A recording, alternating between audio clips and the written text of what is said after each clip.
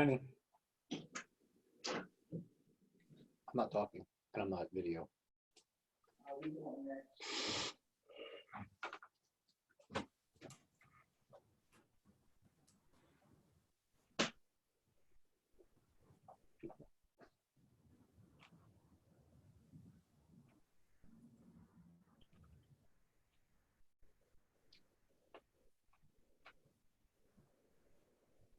Your uncle sounded pretty good.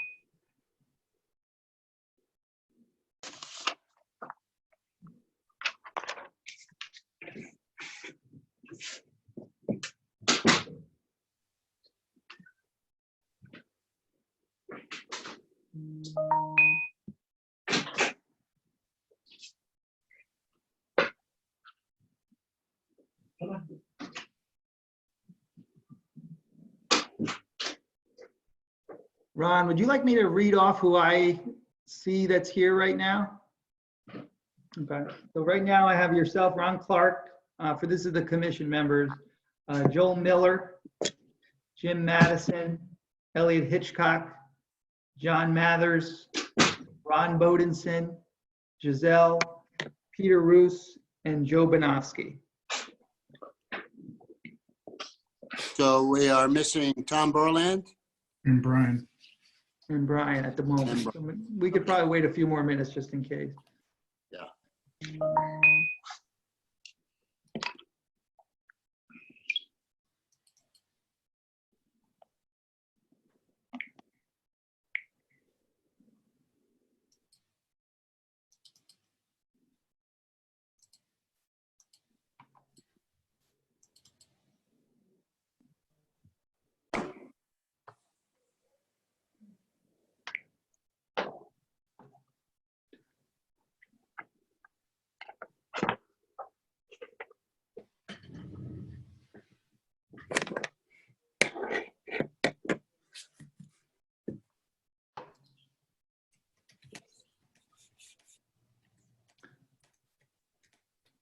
Katie, I just put Peter, I can't promote him to a panelist, but he should be able to talk now. Peter, can you confirm that you can talk? Yes, can you hear me? Yes, we can. We're not Thank able you. to see you on video, but you'll be able to participate. I appreciate that.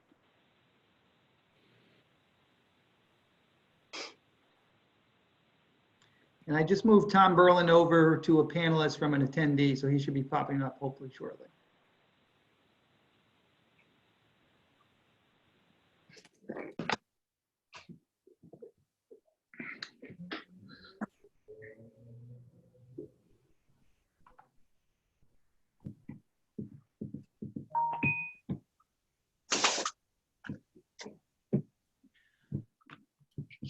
So Ron, I think we're pretty close to having our full contingent. We did not get any confirmation from Brian, but it appears everybody else is here. Right. And let me ask if for the first public hearing, their team is all here and in place. They're not waiting for anyone? No, Katie, you have everybody, right? I do, thank you. Yep, they're all here. Well, good evening, everybody. I'll call the meeting to order. Welcome to the May 21st, 2020 meeting of the Madison Planning and Zoning Commission. Welcome and thanks. I think we'll probably have a lot of interest in both of the applications that will be here. And some of you may be joining us for the first time, either on Zoom or in person for that matter. So first thing I think I should probably do, because we will have a variety of faces on the screen, is identify and read to you who are the members of the commission itself. So they are Joe Banofsky, Tom Berland, myself, of course, Elliot Hitchcock, Jim Madison, John Mathers, Giselle McDowell, Joe Miller. We have 2 alternates, Ron Bodenson and Peter Roos. We have 1 alternate who's not here, and as you just heard, Brian Richardson is not in attendance. So those faces and those names, that's the commission itself. Since we have, again, do we have a good number of people that have joined us, Dave? Yeah, so right now, Ron, we have 22 panelists, which include the commission, the current applicant, and then the applicant for the next agenda item. And at the moment, we have 75 attendees watching the webinar. So this applies to both public hearings, but let me just explain how the process works, if that helps folks who haven't been through that before. The first thing the commission does is ask the applicant to go into detail and describe what they are requesting to do in some detail, a lot of detail. And that will involve a number of people on both applications presenting on the applicant's. Sometimes during, but more often after that's done, the commission will ask questions, clarifications, and drill down into any open items or things that they would like to investigate. So that is the commission's. Once that is done, what we'll do then is open it up to the public for questions. Questions only. That comes a little later where you can state how you feel or what you think. But what we really want to do is give the public an opportunity to, if we haven't clarified everything with and you have more things you'd like to ask about, that would be the time to do it. So that would be the next step. And the commission may ask more questions during that period. Once we get through that whole process, we will go to public comment. And that is when we will ask people who may be opposed or in favor of the application to speak and state their position. Dave, there's a way to do that using Zoom. And Dave, we'll wait till we get to that part, don't you think, to Yeah, I'll go. That sounds good. Okay. So with that, I will go to our first public hearing. And for this one, I will seat Ron Bodenson to replace Brian Richardson. So Ron, are you prepared? You bet. Good. The first public hearing is application 20-08 at 503 Old Toll Road, map 143, lot 20 in the RU1 district. The owner is the Madison Investment Group, LLC. The applicant is Wildwood Behavioral Health, LLC. And it's a special exception to utilize existing buildings to provide outpatient behavioral health services for adults. The facility will be licensed by the Connecticut Department of Health to provide outpatient programming, including individual, group, family, and activity therapies for individuals with low to moderate severe psychiatric, including substance abuse disorders, requiring non-hospital, non-medically managed treatment. Treatment services will not include methadone maintenance. So with that, I will turn it over to the applicant. I would ask if anybody happens to not be on mute to maybe do so at this time so that Yeah, that's for the panelists specifically. All the attendees are muted automatically. But the panelists, if you're not talking or preparing to talk, please mute yourselves. Thank you. Katie, feel free, take it away. Sure.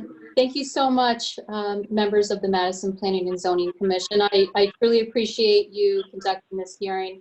I know that it has garnered much public interest, and we are happy to be having this forum of discussion so that the members of our community can ask all of their questions and we can hopefully answer their concerns. I thought that the best way to handle this was to permit my client to begin with a summary of who he is and what he intends to do at the subject property, followed by the gentleman who is assisting him as a consultant towards the licensing with the state of Connecticut. And then once that gentleman is concluded, I can certainly then address the salient points that the objector's attorney raised and any other answers to questions that you may have. So with that, I think I would invite Dr. Michael Hinckley to start this. Hi, good evening, everybody. I didn't expect such a big group of people here. You guys really work at these meetings. So my name is Dr. Mike Hinckley. I've lived at 4 Madison Avenue since '93. I have several businesses locally, all to do with the same mission that I've taken on, working with individuals who have substance abuse and need some assistance in getting back to life. Formerly, I worked in medical centers. I was an employee of Hartford Healthcare. You may have heard of Rushford. You may have heard of Stonegate and Turnbridge in New Haven. So I worked at all of these inpatient programs. And what I discovered working in them was that I wanted to work in a different way, where we had a nice office, a nice setting. Our offices are decorated almost to be like your living room, where people could come in and be comfortable, small groups. Typical group I run is about 6 people, that people can interact and have an interpersonal experience. That's the number one way that people do better in recovery from substance abuse is for them to have interpersonal contact and connection. I had, prior to this work, been involved for 20 years in pastoral counseling. I was the chief ethicist for the state of Connecticut for the Catholic health system. So I dealt with all the emergency rooms and that level of care where people had to make decisions about the end of life. I served in parishes for 20 years. And leaving that ministry for this work has been exceedingly rewarding for me. In 2015, in January, I opened up what's called Positive Choices Therapy. It has developed as a practice, a private practice that caters especially to professionals in our region. I do a lot in the legal profession. I've had Air Force pilots come from the major airlines. I've had people come from the nursing profession, and I'm further developing that, and I'll talk about that in a minute with this toll road address. What has happened is I've developed a national reputation. People come from all over the country, from major rehabs like the Caron Foundation, the Refuge. Out west, we have 3 or 4 in major programs that come to us as well. And what's happened is, as this has grown, I wanted to have a program that's consummate with what they really need at that level, you know. And my office at 11 Woodland Road has been quite sufficient. I would probably stay there and do more if I had enough space. I've looked at expanding into the basement, and the fire marshal kind of asked me to back off that.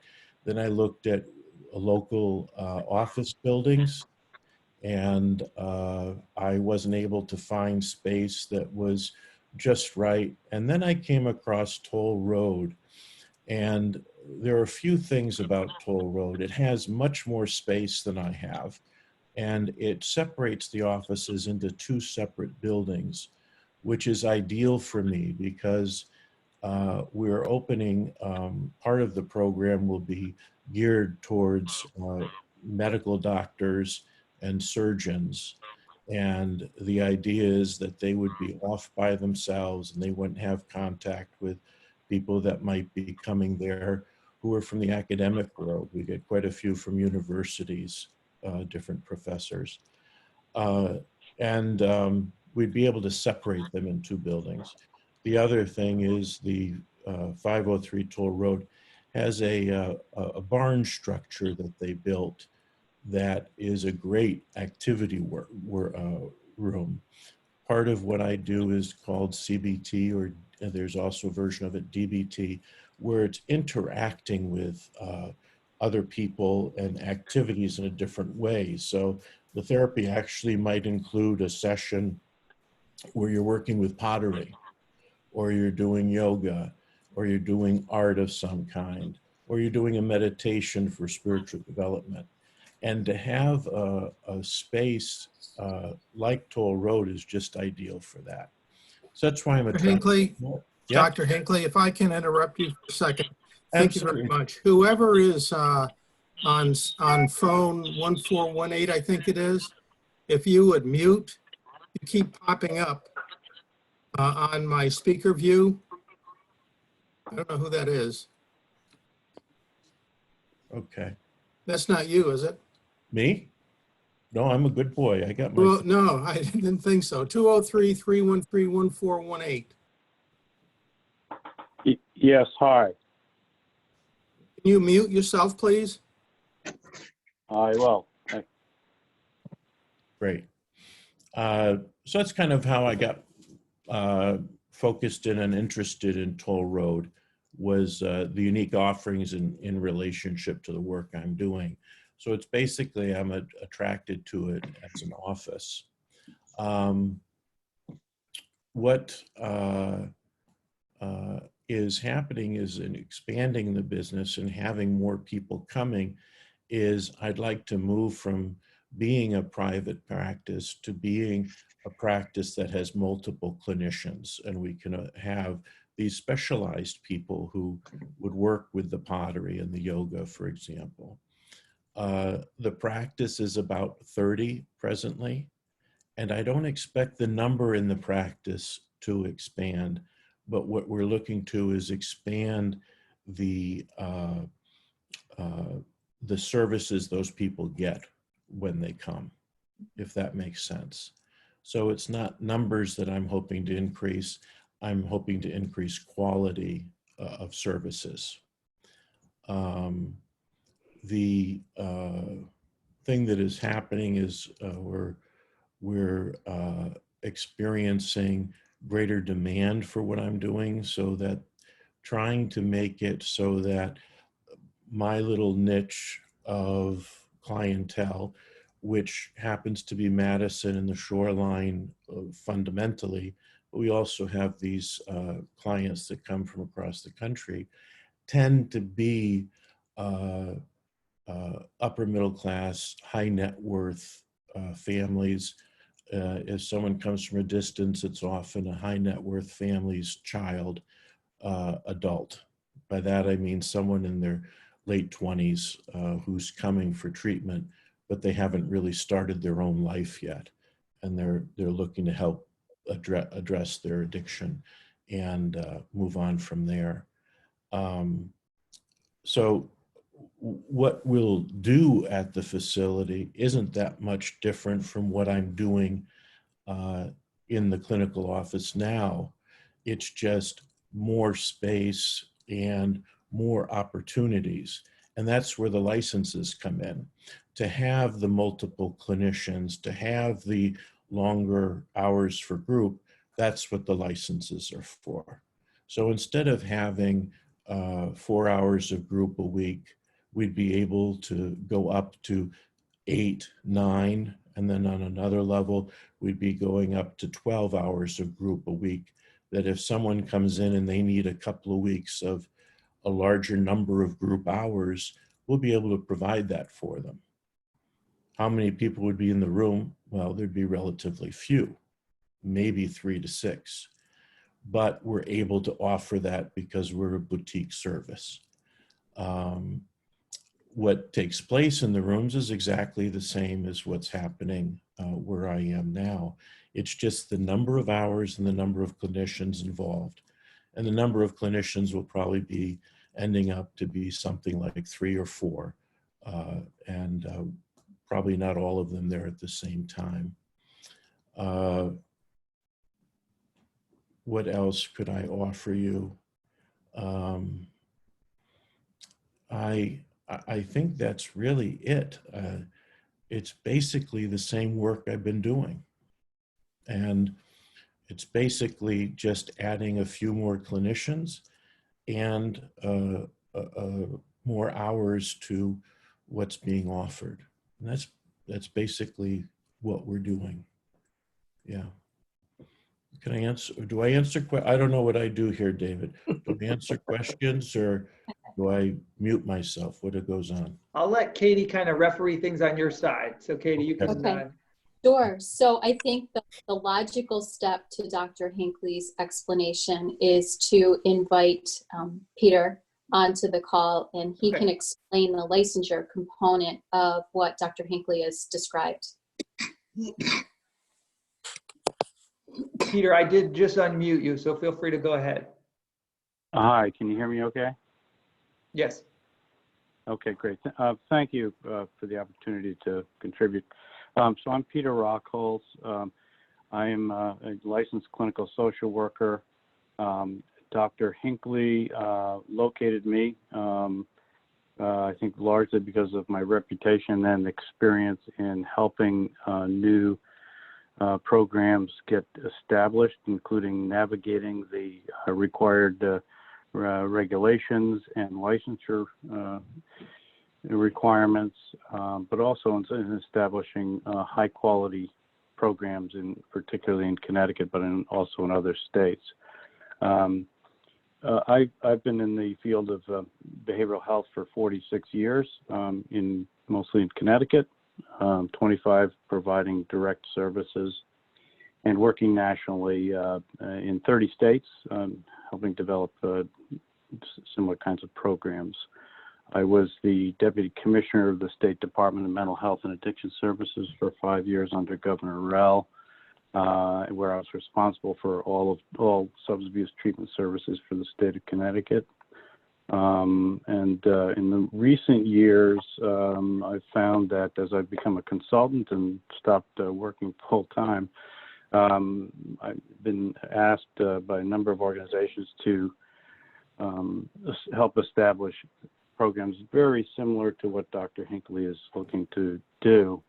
I think in the past 15 years, I've probably done 7 or 8 of these, 2 of them, 3 in Fairfield County, 1 in Westport, 1 in Wilton, and most recently in my hometown, in fact, in my backyard of Greenwich, Connecticut, where, as you can imagine, there's a sensitivity to all of the things that you're facing, the folks in the neighborhood are facing. And so I felt perfectly comfortable because of my background and because this is what I've done, with explaining to my wife that it's going to be okay, and there aren't all these terrible horrors that are going to happen here. In fact, one of the biggest challenges I faced was convincing the landlord to rent to us, since the building we're in is a very visible place in the Glenville section of North Greenwich, that everything had to be pretty perfect. And he had the typical concerns that most residents typically do, and I've done this in a number of states, that this is a drug treatment program. These are people that have commit crimes, that do drug deals, that there's likely to be lines of people lined up from places like Bridgeport and New Haven to come get drugs that they're being given, like methadone, Suboxone. That you're gonna have people out in the parking lot, doing drug deals, shooting up heroin in their cars, and so forth. And that's kind of a little bit of the extreme of the concern. But the fears that this is going to bring a dangerous element and jeopardize the safety and even the value of our homes. In fact, that's not the case. And so what I did with this landlord was I brought him up to the last outpatient facility I'd set up in Wilton, Connecticut, and I brought him in and showed him around and showed him what it really looks like. It looks more like a very high-end doctor's office. We've been operating in this place in Greenwich for 3 months in the middle of this virus epidemic without incident, without any police cars coming, without any ambulances. And it's been a very quiet operation. And I think, again, the far end of the concerns that what you would see when setting up a methadone clinic, I've set up a number of those in other states. I've been responsible for operations of many of those clinics, and even those do not have the problems. In fact, a study was done national level that demonstrated that, in fact, the crime rates in the areas where new methadone programs had been established, and understand, I'm not talking, this is not going to be a methadone program. I'm just saying the worst case picture of a drug program. In those neighborhoods, the crime rates actually went down. So the concerns are very appreciated and well understood.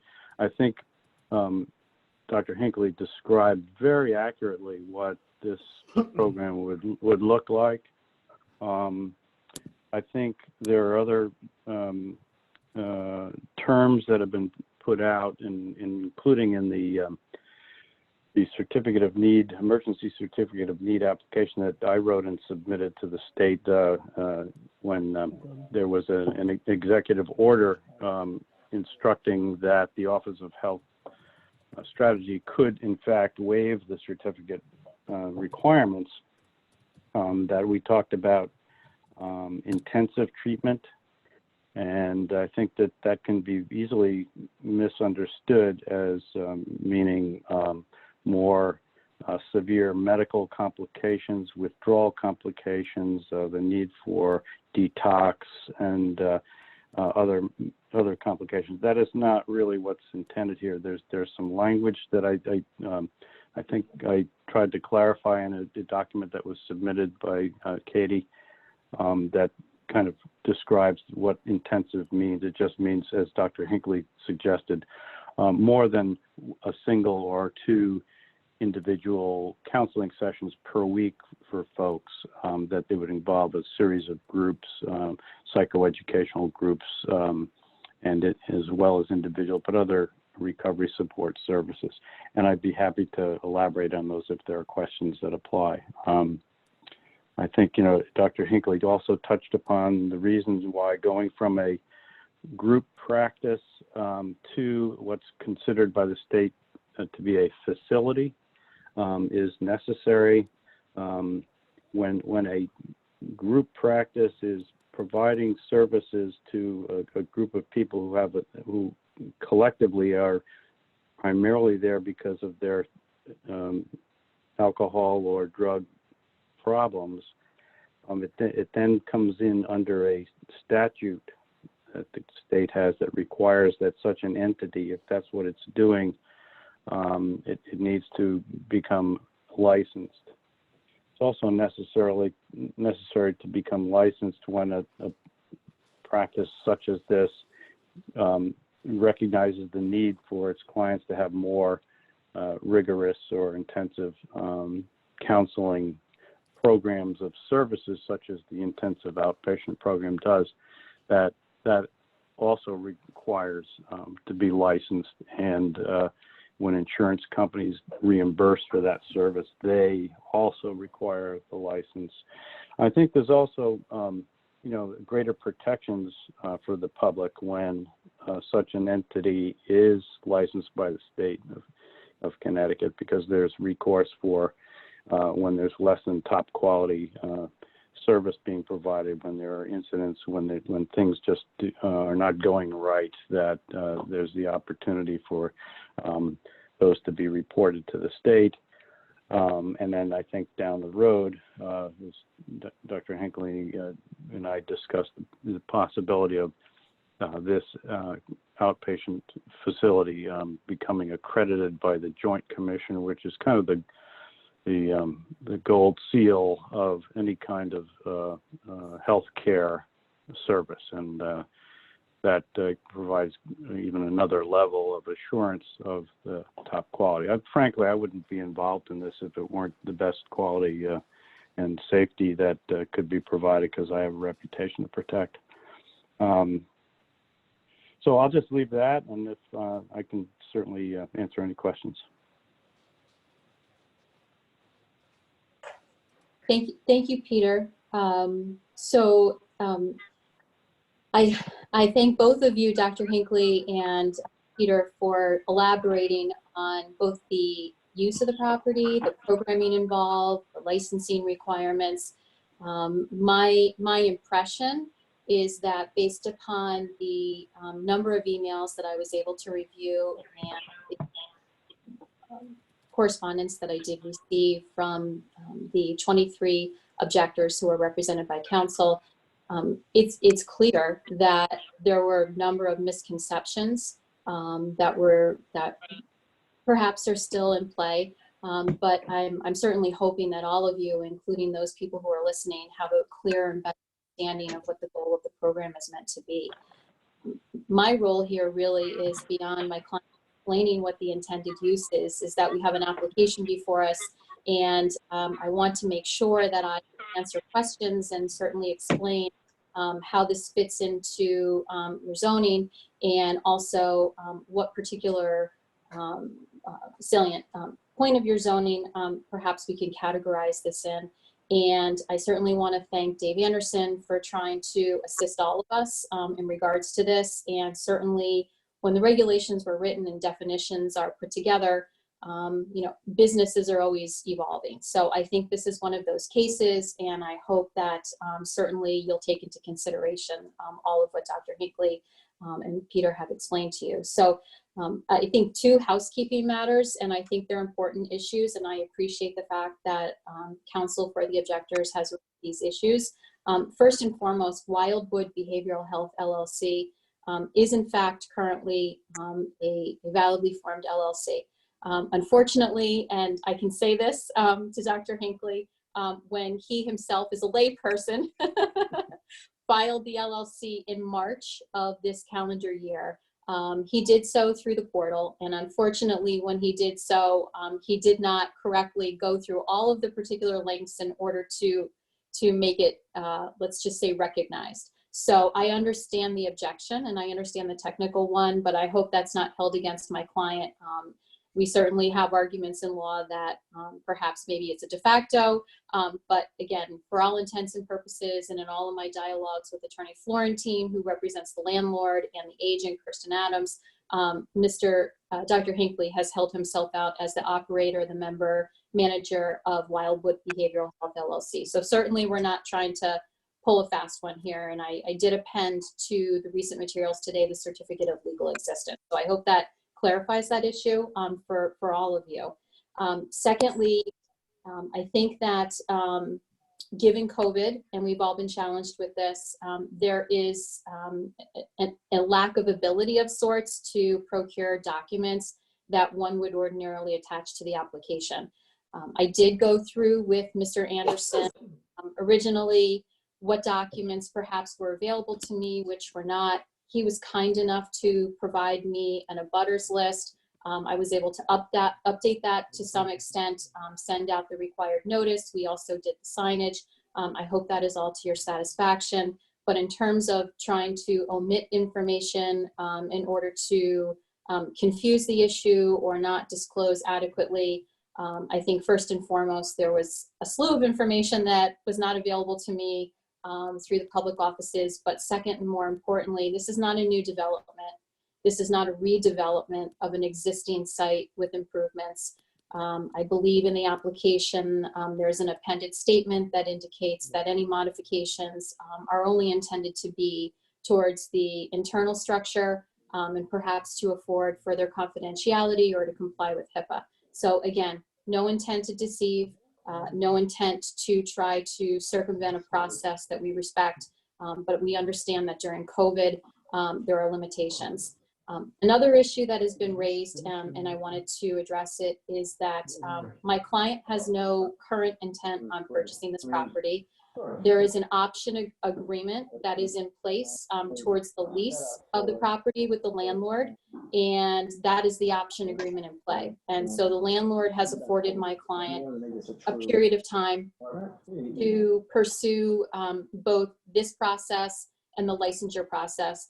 And at some point, he's going to have to pay rent, and there's consideration for that, but the expense in the licensure process is heavy. And so we're hoping that we can move beyond this predicate first. So I hope that those technical issues are at least looked upon favorably by you. And again, we weren't looking to circumvent this. I think at the heart of the matter here is which category, and I think Mr. Anderson has summarized this in memorandum to you, that Dr. Hinckley's business is appropriately going to fall into. Under your zoning regulations, there are items relative to use in this district, and specifically per your definitions, does this fall into category of a professional office, a medical office, or as was presumed in some of the emails and perhaps the attorney's memo to you, that this was going to be a hospital or a clinic of sort. I think that from what you've heard from Dr. Hinckley and his business consultant, that this space is not intended to be operable in any form on a walk-in basis towards any type of urgent care. There is no use intended for any type of emergency service. These are planned visitors under a program that will be licensed by the state of Connecticut, and akin to any other office that may afford a similar service. It is professional in nature and also has attributes of medical type treatment. So for that reason, we believe we fall under the category of permitted use under 5.4D. And we certainly were not seeking, nor did we ask to be recognized under 5.4G. And we understand the sensitivity regarding the adjacent property owners, and perhaps if we were to try to utilize that, does not apply to us. We know that there are neighbors that have property lines that are within that proximity that we couldn't meet. So I think that's really at the heart of the issue technically, beyond the concerns of the community, which I understand that you all have to weigh out as well. I think that Peter has touched upon the sensitivity that this evokes with a lot of folk. But I would point out to you, it's not so ironic that next door is a dentist, and we've all been to the dentist. I've been lucky enough not to have too many procedures, but I'm sure many people have walked out of the dentist having to have some type of anesthetic. There is a package store across the street. A fine gentleman owns it, and I'm sure many of you have visited it. There is a grocery store across the street. They sell beer. There is a bar and restaurant across the street, and always has been since I was a little girl, having grown up here. There is a congregational church that has AA meetings twice a week, and most of our community members who seek those services like to attend that meeting. And I suggest all of these proximities because if one wants to draw the conclusion that folks traveling to Dr. Hinckley's facility are going to somehow endanger the welfare or undermine the security of the neighboring folks, I would argue that perhaps someone leaving a bar and imbibing too much, or maybe not having gone to a substance abuse counselor and still trying to work all out through AA, or maybe buying something at the package store and opening the store, may serve you don't know, they may injure further. And so I think that we can all draw our own conclusions, but I don't want my client's business proposition to be treated disproportionately. I know also, I believe there's another gentleman on the call. He's not part of my panel, but there are other businesses in town that serve these same wonderful purposes. And in fact, one of those businesses may in fact have a medical component to it that is feared that Dr. Hinckley would bring in. I've outlined that in the memo to you with appropriate exhibit.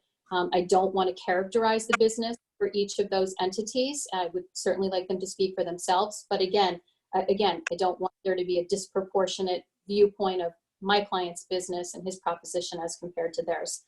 And I just think that, you know, lastly, I haven't seen put forward any type of evidence by any of the objectors of the derogatory effect on the community, any diminution in value.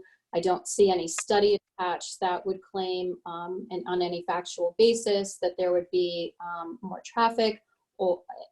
And so, you know, for those reasons, you know, I leave to the objectors to bring that forward. But I truly believe that Dr. Hinckley's plan is a well thought out plan, certainly fits within and is harmonious with our comprehensive plan of trying to meet the essential needs of our community.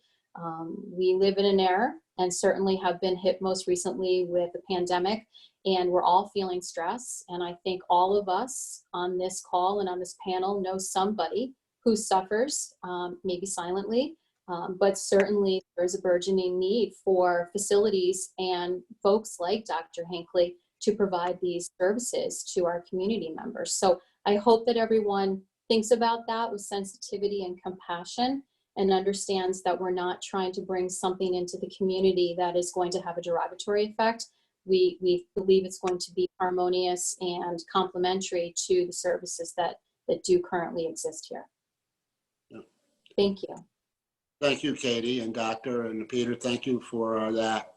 At this point, I'd like to go off script a little bit. We normally would go to questions from the commissioners, which we'd get to, but I'd like to, we have the Chief of Police, Jack Drum, is watching the Zoom meeting, and I'm sure he's got a lot of things other than this to do. So I'd like to give him the opportunity to ask any questions he might have at this point, and then we go to the commission if that's okay with everybody.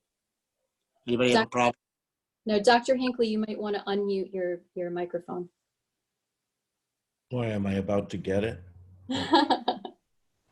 Heck no. Good evening. Can you hear me? Yes, Hi, you can. Chief. Hi, Chief. All right. Good evening, all. No, I just, when I put an inquiry, was because I had folks contacting me and they were a little concerned as to what was going to be placed there at that facility. You did answer a lot of questions tonight. And of course, my concern is that, you know, I mean, uptick in emergency response, any issues that may affect people's quality of lives within that area. And that basically is it. You've answered a lot of questions. I wanted to hear some of the other folks speak first, and perhaps, you know, there was concern that maybe it was just people would just appear there. It wasn't by appointment. Well, you know, people had concerns as to, at some point, was this going to become an overnight facility, perhaps housing patients? But you've answered that. Right now, I don't have any other questions. I have some folks that are, I believe, that are watching the meeting, and I guess let's see what they say. Yeah. Fine. Thank you, Chief. Yeah, to just make one comment in regards to what the chief said there. I have had programs in town since 2015. We've not had a single emergency issue where we've had either an ambulance or a police car called. We've never had any disruptive behavior. The clientele that come to me are attracted. I sometimes understate myself. They come because of my credentials. And because I have a background in ethics and spiritual development, spiritual counseling, pastoral counseling, my approach to recovery is not just with the knowledge of a therapist and a psychotherapist, but also from those disciplines. And so the kind of person coming to me, my average client is actually an alcoholic, not a drug addict. And I like the term substance abuse disorder so that we include everyone. So just for that clarity, never had any of those behavioral issues. Thank you, Doctor. Dave, you're at the controls. Are there any commissioners that have questions? Ask through Dave. Yeah, maybe if commissioners want to raise their hands, maybe we just go through one by one so people don't start talking at once. and I'll go through.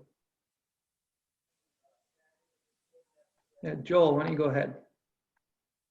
Yeah, it's more of a statement than a question, Dave. It might help because, I think we've all seen a lot of the communication traffic that has come in regarding this particular application, and it might be helpful to the 91 attendees that I see out there that we clarify, because there may be some misconceptions or misinformation, that's innocent enough, but that this is not a zoning change that we are reviewing here. This is a special exception permit for a use that's allowed by special exception in this particular zone. Thank you, Joel. Anybody else have a question? Jim Madison has his hand raised. Go ahead, Jim. Thanks, David. Katie mentioned the definition of what this facility would be with regard to our, as Joel said, existing zoning regs there in this district. But I did hear the term clinician mentioned probably 4 or 5 times. Dr. Hinckley went through his description, which to me would say that this is a clinic. No. It doesn't appear to be an office like a dentist office. I'm just thinking that there might be a little bit of a debate in terms of if this is clearly within the our regulations with regard to what this facility would be. May I comment, Jim? Sure. Please. Okay. I don't know what your protocol is. The word clinician is interchangeable with therapist. When we, in the psychotherapy business, refer to a clinician, that is the same person as a therapist. So in my office currently, while it's not a program with 3 or 4 other clinicians present, I'm still a clinician. So it doesn't necessarily denote clinic. It denotes that they have skills of the therapeutic model that they can apply. So the idea of a clinic is very different from a therapist's office. Yeah. Can I add to that? May I add to that? Yes. I Certainly. just wanted to mention that the relevant provision that's outlined as a definition in the zoning regs, it's actually page 98. It indicates outpatient clinic, medical outpatient clinic, a facility which provides medical services to patients who present non-life-threatening problems, but who need or want the convenience of immediate medical attention. So that's something that's a variance to what we're presenting. And then it goes on to say, an patient medical clinic is characterized by having limited facilities and personnel. Such facility may be open 24 hours a day. So I don't disagree that there's a vagueness in this, but I'm not so certain that we fall into the category as it's described in the definitions. I think we're more akin to office or office medical, where the definition leads itself to the treatment and or examination of patients solely on an outpatient basis.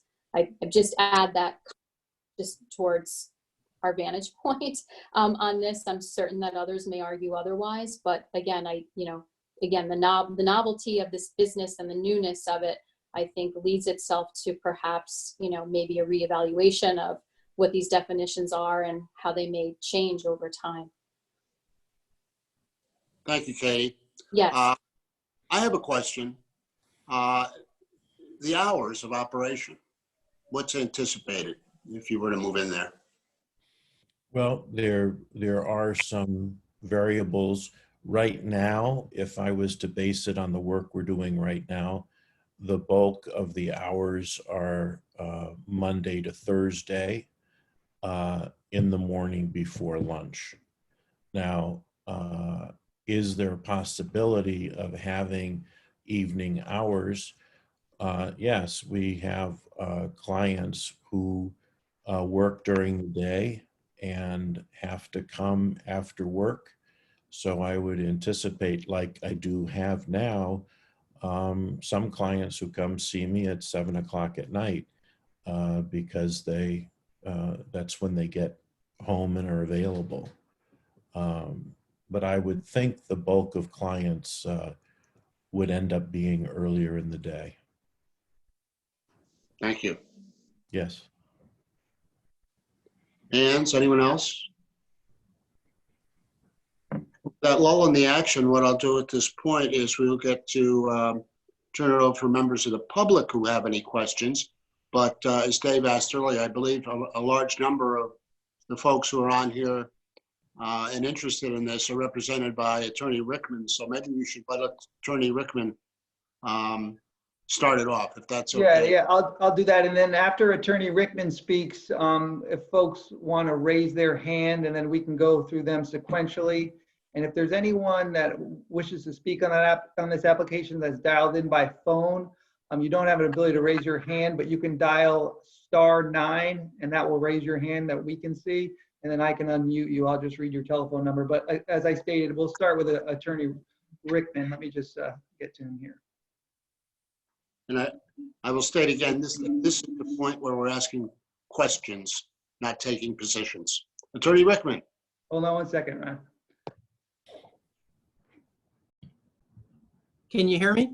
We can now, thank you. Oh, okay, great. I'm just curious, by the way, can you see me or only hear me? We can only hear you as an attendee to the webinar, if that's a I problem see. for you. Oh, okay. Well, Commissioner Clark, I do not have questions. I only have comments. So would you want me to give my comments, or do you want to go through questions with everyone first before I give comments? Well, that's a good question, and it's my turn. I just wanted to make, with you leading the way, I'd be happy to get to the questions, but I just want to emphasize that right now we're looking at public to ask questions and not to state their positions one way or the other about the application itself. That'll come a little bit later. So, so you might have to wait later on for that yourself to where we are stating positions, Attorney Rickman, if that's okay with you. That's fine. I'm here at your disposal. Okay. Well, we appreciate that. So, Dave, I'll turn it over to you to call on members of the public. Yeah, if members of the public have questions, please raise your hand and I will try to get to you. So I have someone here that's a call in. Number is 617-775-7815, and I'm going to allow them to talk. Hi, thank you.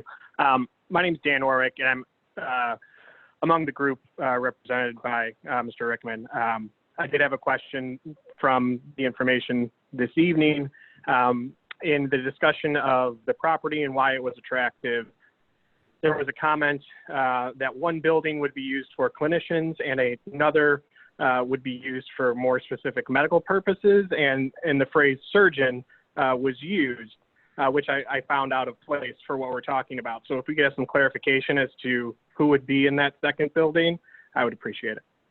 And I'm sorry, I should have stated before, when you begin speaking, if you could just state your name and address for the record, and you may have said that, but I missed it. So if you could. Oh, I'm sorry. I left out my address. So it's Dan Orwick, and my address is 20 Hidden Springs Road. Thanks, Dan. I know that we're on Zoom, and I've been doing Zoom extensively for a couple of months now. So sometimes things come and go. So if it was my connection, the two buildings will both be used for therapy. The attraction is that you can separate people more and have greater privacy having two buildings. The reference to surgeons or to doctors, they're coming as clients. They're seeking help.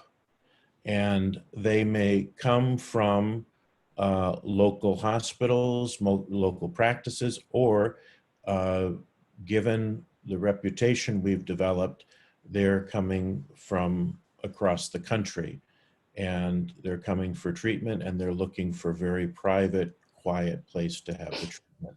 And that's why the property is attractive, for that separation, for the quiet, for the privacy. The reference to doctors or MDs or surgeons, those are actually the clients. Okay, thank you. So, but just in terms of what we're talking about, it could be an attorney, it could be any profession, but you chose to use doctors and surgeons as a specific example. There can be any profession, but I mentioned doctors and surgeons because they particularly are coming to me at this point. But it could be any profession. Yeah, you're right. Okay, fair enough. Thank you. All right, I next have Jay Siegel again. Jay, when I allow you to talk, if you could just state your name and address for the record. Sure. My name is Jay Siegel. I live at 61 Wildcat Springs Drive in Madison, Connecticut. My office is at 71 Bradley Road, across from Katie and Arminia, actually, interestingly. No, that was about 10 years ago. Oh, okay. That's okay. To be Well, I would like to know, since there is already a IOP in the town that is actually joint commissioned and takes all insurances and provides treatment, why would we need a second facility? Wouldn't this be a duplication of treatment in the town? Would the town actually need 2 IOP facilities to meet the need in that way that already does a day and evening IOP program? Can I respond to that? Is that, yeah? Well, you can have 2 different therapists in town, and they have very different styles, very different abilities. And this program would be very different in that we have a particular clientele that comes to us. We do not have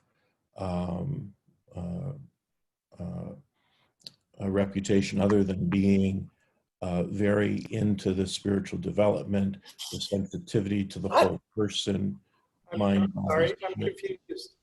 You're not a priest. I'm sorry, I'm confused. The spiritual development, I'm not understanding you.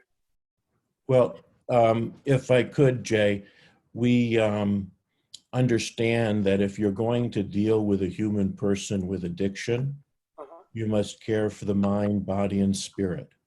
Okay. And I happen to uniquely have the credentials for that. And we make that part of encouraging everyone. Statistically, you can look at research and you'll find that the #1 indicator that's common among many long-term people in sobriety is that they have developed their spiritual side. So that's what I meant. Okay. All right. I've been working with the Impaired Professionals Board of Connecticut since 2008, treating doctors and nurses and professionals in the community. I would just like to say that I would really like to know what is the difference in that is specific to your clientele that you're trying to reach, other than spirituality. Well, we're actually, that's not the, I'm not sure how that pertains to this conversation about the exception. Can I jump in on this? Yeah. Thank you, Ron. Jay, I understand your reason for these questions, but this is a planning and zoning matter. And one of the things, and I guess when you boil it down to it, the doctor decision to open this clinic is a business decision. We do not get involved in whether if it was a place that sold hamburgers, do we need another hamburger place in town? Yeah, that's right. Those things don't, that's beyond our jurisdiction. And if we were in charge of business planning, we'd probably have everybody out of business. But I mean, you understand what I'm saying? I do. It's important to the state, actually, the licensing, Okay.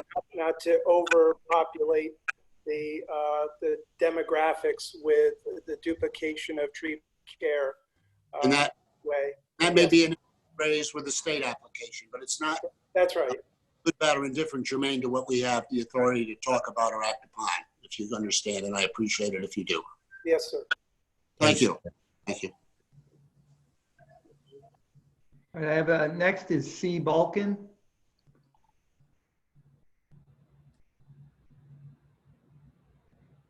Go ahead. Sorry, thank you. My name's Colleen Balkin. I live at 20 Northwood Road.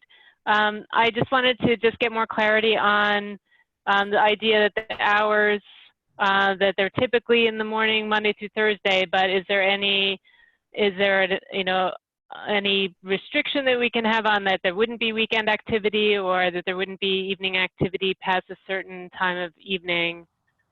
We had seen stuff about 10 o'clock, which seems kind of late for this kind of facility. So I didn't know if, maybe 9 o'clock or something earlier would be, more appropriate, and how much activity on weekends. And the other question is, do you expect or plan to use outdoor areas in this facility for any of your activities? Well, the 10 p.m. Time of being open that late, I think was a misunderstanding that when we had to write down the hours of the building's occupancy, it goes till 10 p.m. just in the event that there's cleaning crew. Programs would most likely never go past 8:30, 9 o'clock. But the majority, like I said, the majority of my work is done in the daytime. But there are some who work and have to come at night. So that would be the first half of the response. And the second part of your question was what? Whether you expect to use outdoor facilities at all. Yeah. Yeah, thank you. We don't necessarily have any plan for using outdoor. The only experience of outdoor might be, between the buildings where people take their lunch break or something like that. And it would be probably my staff taking their lunch. Yeah. So the gymnasium, all that kind of stuff, that's not going to be the outdoor gym that the school had. My impression is the impact on the sound level and the busyness to the neighbors is actually going to be much less than it is having a school there. You're not going to hear us. People aren't coming to be outside and congregate and play games and things. That's not why they're coming. And what was your expectation for weekend use of the facility? At this point, of course, when you rent a place, it's rented throughout the week. At this point, I don't have specific plans for weekend use. And, that's not in the plan at this moment. Okay, thanks. Yeah. Okay, next up on my screen is Rob Cesny. Sorry, Rob, if I mispronounced your last name. 1 second. All right, Rob, you can go ahead. Hi, this is actually Megan Chesney. I'm at 12 Northwood Road. Good evening, everybody. Hi, Megan. Hi. I live directly behind the property with 3 small children, and I'd like to just state that as a female and as a mom, I'm very uncomfortable, and nor would I have bought this house knowing that there's going to be a drug treatment center or whatever you're calling it, in my backyard. I'd just like to put that on record. I'd also like to ask Dr. Hinckley if he is currently doing any weekend sessions with any of his clients, because as I read the application myself and it said Positive Choices is rebranding to this facility. I'm wondering if you're using this on the weekends right now. And I'd also like to know about Suboxone use, because that's also listed on your website. We don't have either of that planned for this site. When I see people personally on a Saturday morning, I do that at my Woodland office. I will retain that office. And this will be basically a location for me to go to and have the groups and the special sessions at. But I'll maintain a therapy office in Woodland. Dr. Hinckley, this is Rob Chesney, 12 Northwood Road. Hi, Rob. Looking through the application, you've been talking a lot about your high income patients, doctors, surgeons. Now it's noted on your application that you were provided a dedicated environment for LGBTQ clients who are at high risk for overdose, suicide, and other poor health outcomes. It seems very different in those two stories. Can you explain that? Sure. The LGBT community is probably the most underserved population in the country. And so because of their lack of treatment, they run a higher risk of overdose, death, suicide. It's not that the clients coming to me are overdosing or having suicides.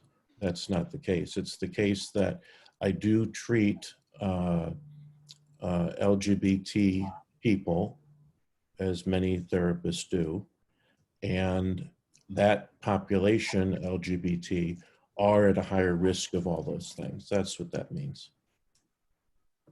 Yeah, so obviously very concerning for homeowners to have that type of population that you're saying so close to a residential neighborhood. Well, actually, they're already there. They're already in the neighborhood. Many of the same people are going to AA across the street. AA is not a fair comparison to a business that's treating substance abuse, in my opinion. They're the same people. The AA meetings I did look up, they're twice a week for 1 hour at the church, which is a nonprofit. And I understand that, no offense, make your living off of this, which is going to be long hours, long days. And that's a major concern for this neighborhood. Mm-hmm. Yeah, I can't disavow or whatever, because I know there's a great prejudice against this community of people in recovery. But nationally, as a country, we're doing a great deal of education to try to address that stigma. It's just like mental health stigma. The majority of my clients suffer from depression and anxiety. How did they handle that? They tried to drink it away. The vast majority of my clients are alcoholics. And I can't speak to it much, but many of these alcoholics that I treat come from neighborhoods such as yours. And that's all great. We'd love to continue to support your clients, but again, just not right in our backyard and in our residential zone. Mm-hmm. All right, I'm going to, the next person with their hand up is Kay McNeil. Good evening. My name is Maria McNeil. I live at 10 Northwood. This facility is directly behind our property. My question for you is, what is your restrictions going to be in terms of smoking? So for example, in that back building, there's a doorway that leads out to the playground. And typically there's a lot of back and forth that goes on. Are you going to have restrictions? Because typically folks that do have addictions, they tend to lean on smoking. So is that going to be something that you're going to be restricting, or how are you going to handle that?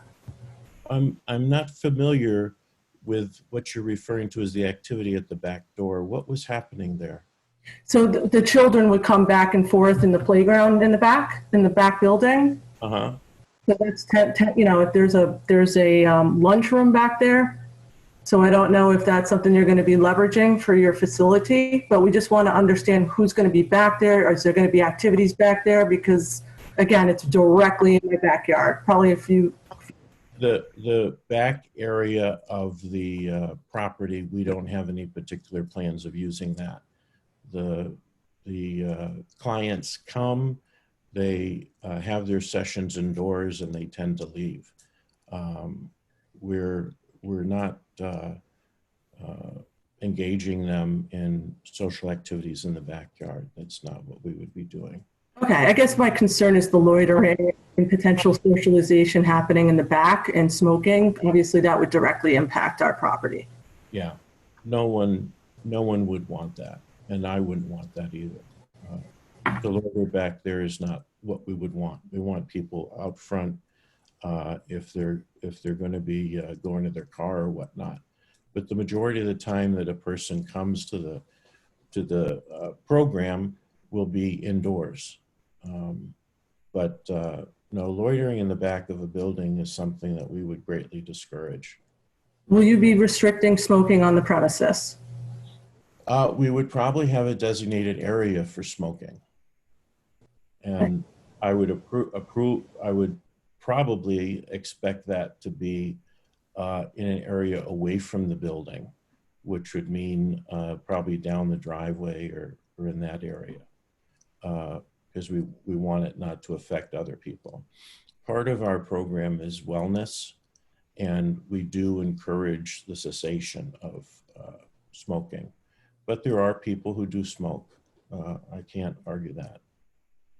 But we would normally not let people congregate in the back of a building. It's not what we want. We don't want isolating. So I could tell you that much. I wouldn't expect any tolerance of that. Yeah. Okay, thank you. Yeah, of course. Okay, next up is Jean Fitzgerald. Thanks, Dave. Jean Fitzgerald, 25 Northwood Road. I guess my concern, if you could help me with the vagueness of your presentation, you continually use words like probably, we don't plan, not at this moment, it's not my impression, it's not in a particular plan right now. Normally, that's not the case. There seems to be a tremendous amount of language around here that's vague. And I guess, is your intent not to define these things, or is it going to continue to be, it's not in the plan right now? I also, you seem to be focused on your clientele being doctors and lawyers and surgeons. I'm unfamiliar with addicts having different characteristics and different issues based on their salary, based on their education. So I'm unclear as to why it would matter. And if it does matter, which you've made very clear, how would the town monitor that? There's HIPAA. So you could sit here, and I certainly do not imply that you are doing this, but you're making a lot of statements about your clients that clearly cannot be verified based on, and they shouldn't be, and quite frankly, and I support the fact that they're protected by HIPAA, and they should be.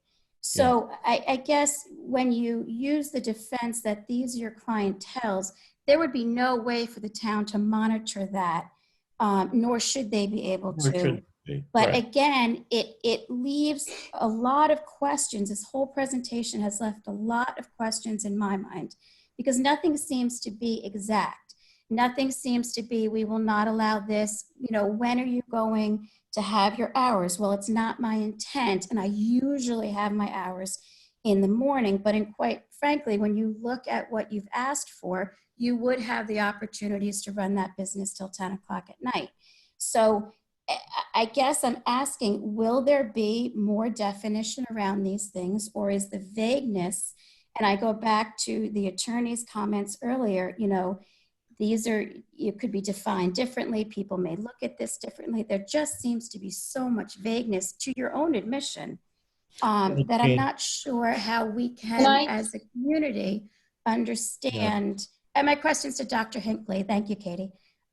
So if you could just help me understand that more. Sure. I'm actually trying to answer questions that have come from the community. Comments like, I'm concerned for my wife or my children, are comments that are implying that there is an unsavory element lurking in the neighborhood. I find that really sad.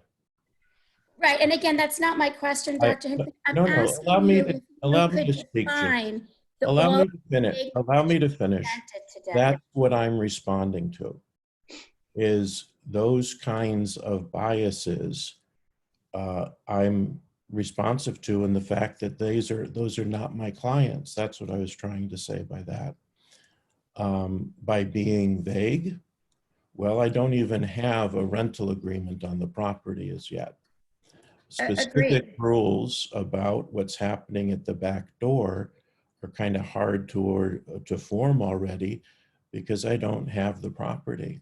As far as hours, I can speak to the hours I have now, but I would expect these hours to be very similar to what they would be then.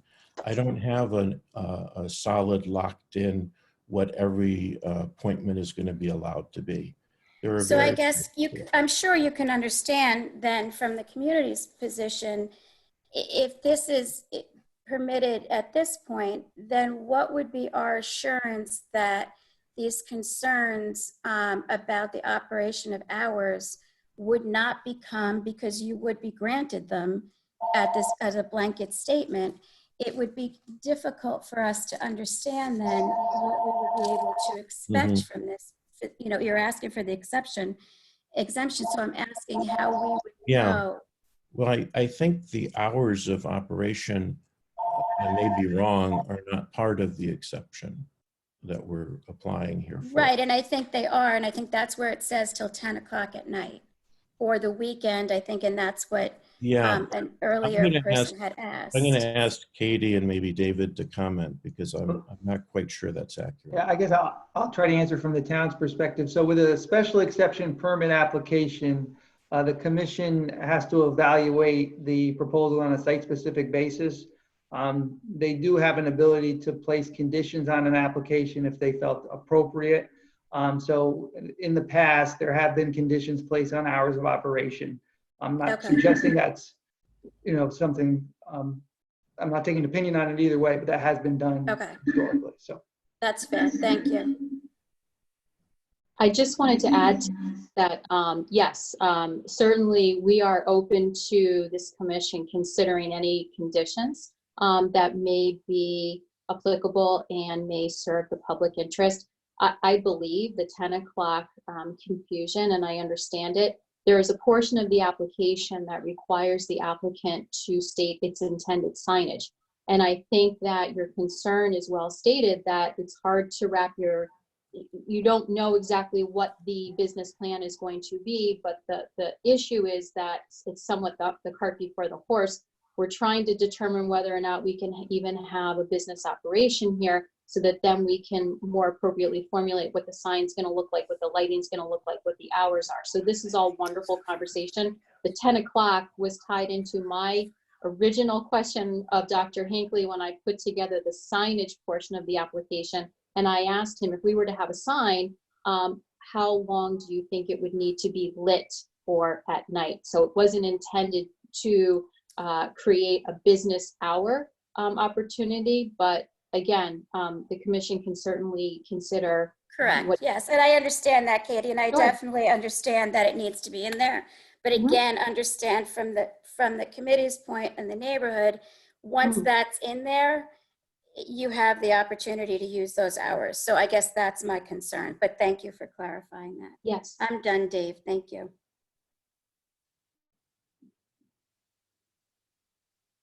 Dave, thank you.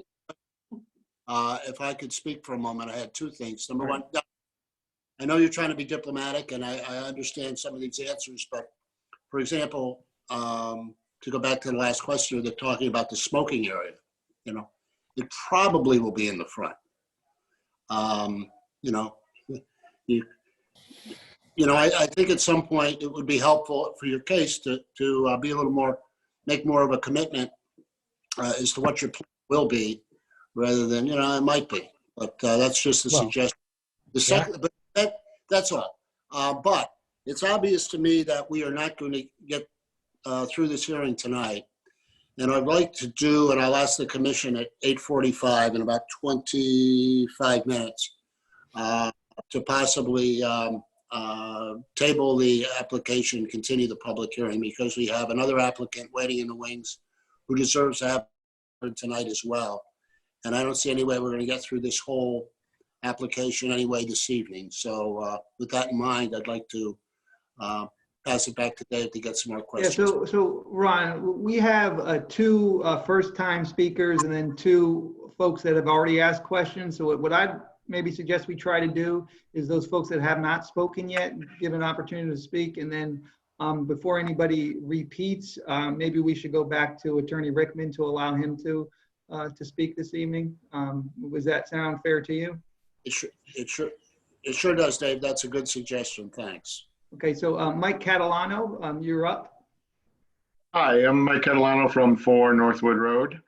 I know in the, I believe in the application it mentioned about not including more intensive treatments like methadone. It didn't specifically, I think, state Suboxone, but that's a treatment that you offer at one of your other facilities. What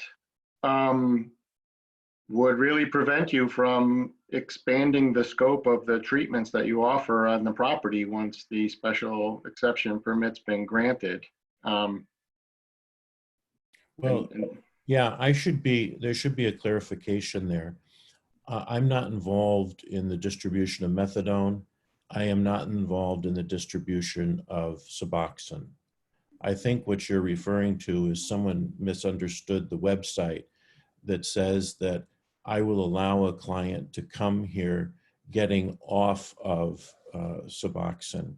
We don't administer Suboxone or treat people who are looking to get on Suboxone. That might have been a misunderstanding there. Okay, yeah. How does that not, it did not answer my question. Yeah, that's not what I do. Yeah. That's a procedure that you need to have a different license, a medical license for that. Thank you. Yeah. Okay, next up I have Robbie Washburn.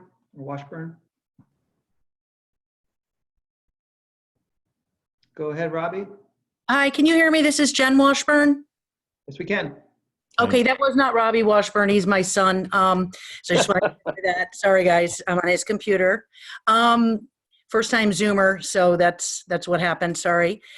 So I'm at 68 Northwood, and I had questions that are related to one another, related to, there was a mention of signage that might be on until 10 in the evening, and then there was discussions of evening sessions. My question, and then I have a follow-on question, relates to, will there be additional lighting in the evening to support those later evening sessions? And also, can someone explain to me about what type of lit signage there might be for a facility like this? My understanding here is there was a concern about what our sign would look like and how late it would be on. And I merely said that it would be like what's there currently, and it would definitely be off. The sign being turned off at 9 or 10 is no difference to me, but it could be earlier. But we stated that we would have it turned off by 10, which is a typical number, because that's what the blinking lights and all that do that at 10 o'clock. Yeah. And the overall lighting of the parking lot? We don't intend, I have no plans to add any lighting to my to my understanding, it's sufficient. If something would be a problem, I think we would know about it from the school and the property owner. But at this point in time, the lighting that we have is sufficient. Yeah, I wouldn't be adding.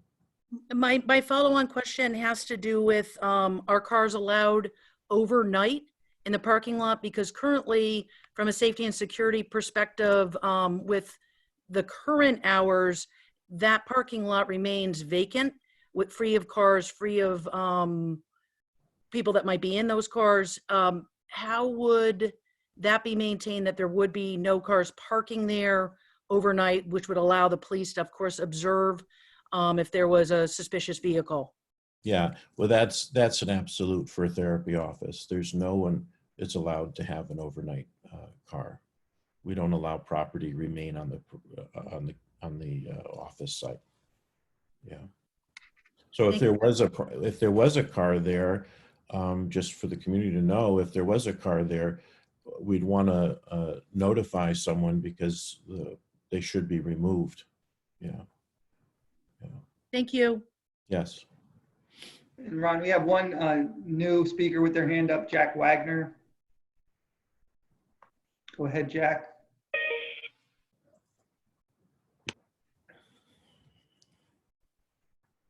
Jack, if you're there, you just need to unmute yourself.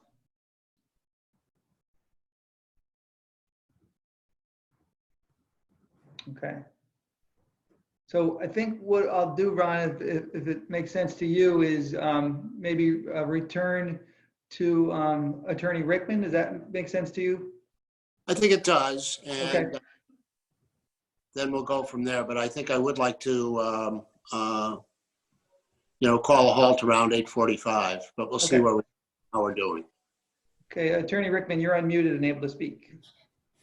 Well, good evening, and thank you for hearing me at this late hour, although I'm sure you're pretty used to this by now. When I saw the application, the zoning application, I saw that the statement of use referred to low to moderate severity psychiatric disorders. And I knew just from past experience that in order to establish a new facility, that there would have to be a certificate of need, which is obtained from the Department of Public Health. And so I looked, and sure enough, there was an application. And during this COVID-19 crisis, the governor issued an executive order that allowed for entities to seek a waiver of their con application. And so this particular applicant, Wildwood Behavioral Health LLC, submitted an application for a waiver.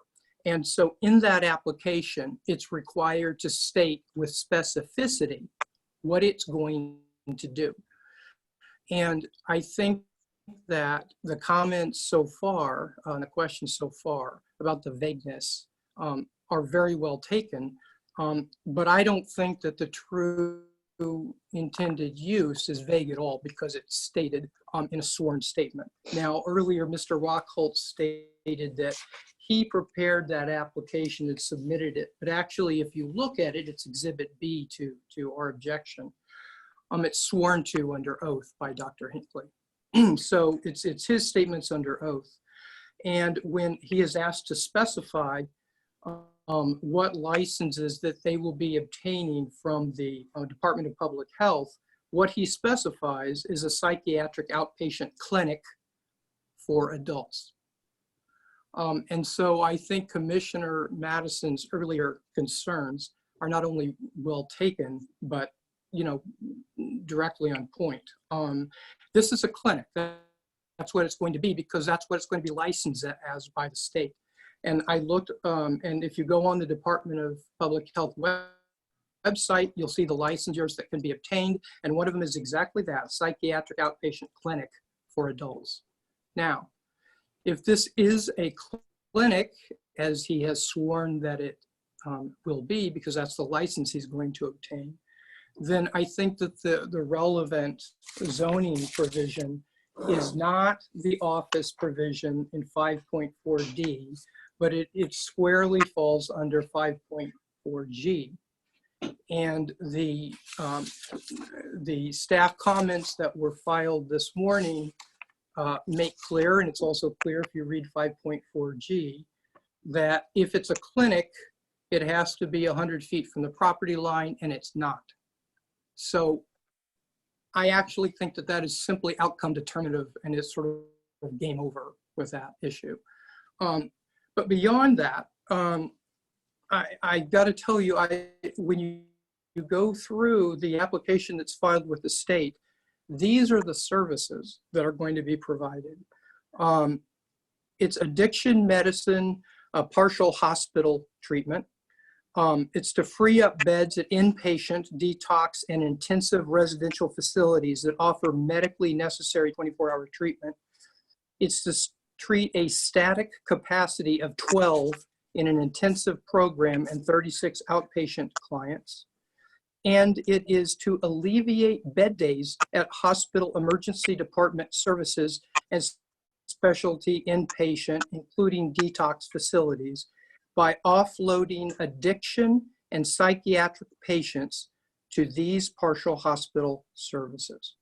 So what's happening is the offloading addiction and psychiatric patients from inpatient facilities to this facility.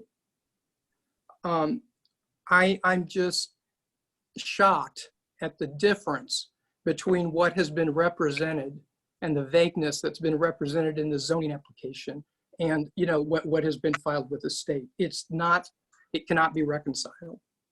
And I think that whether you want to call this a partial hospital or a clinic, either way, under subsection G, is prohibited.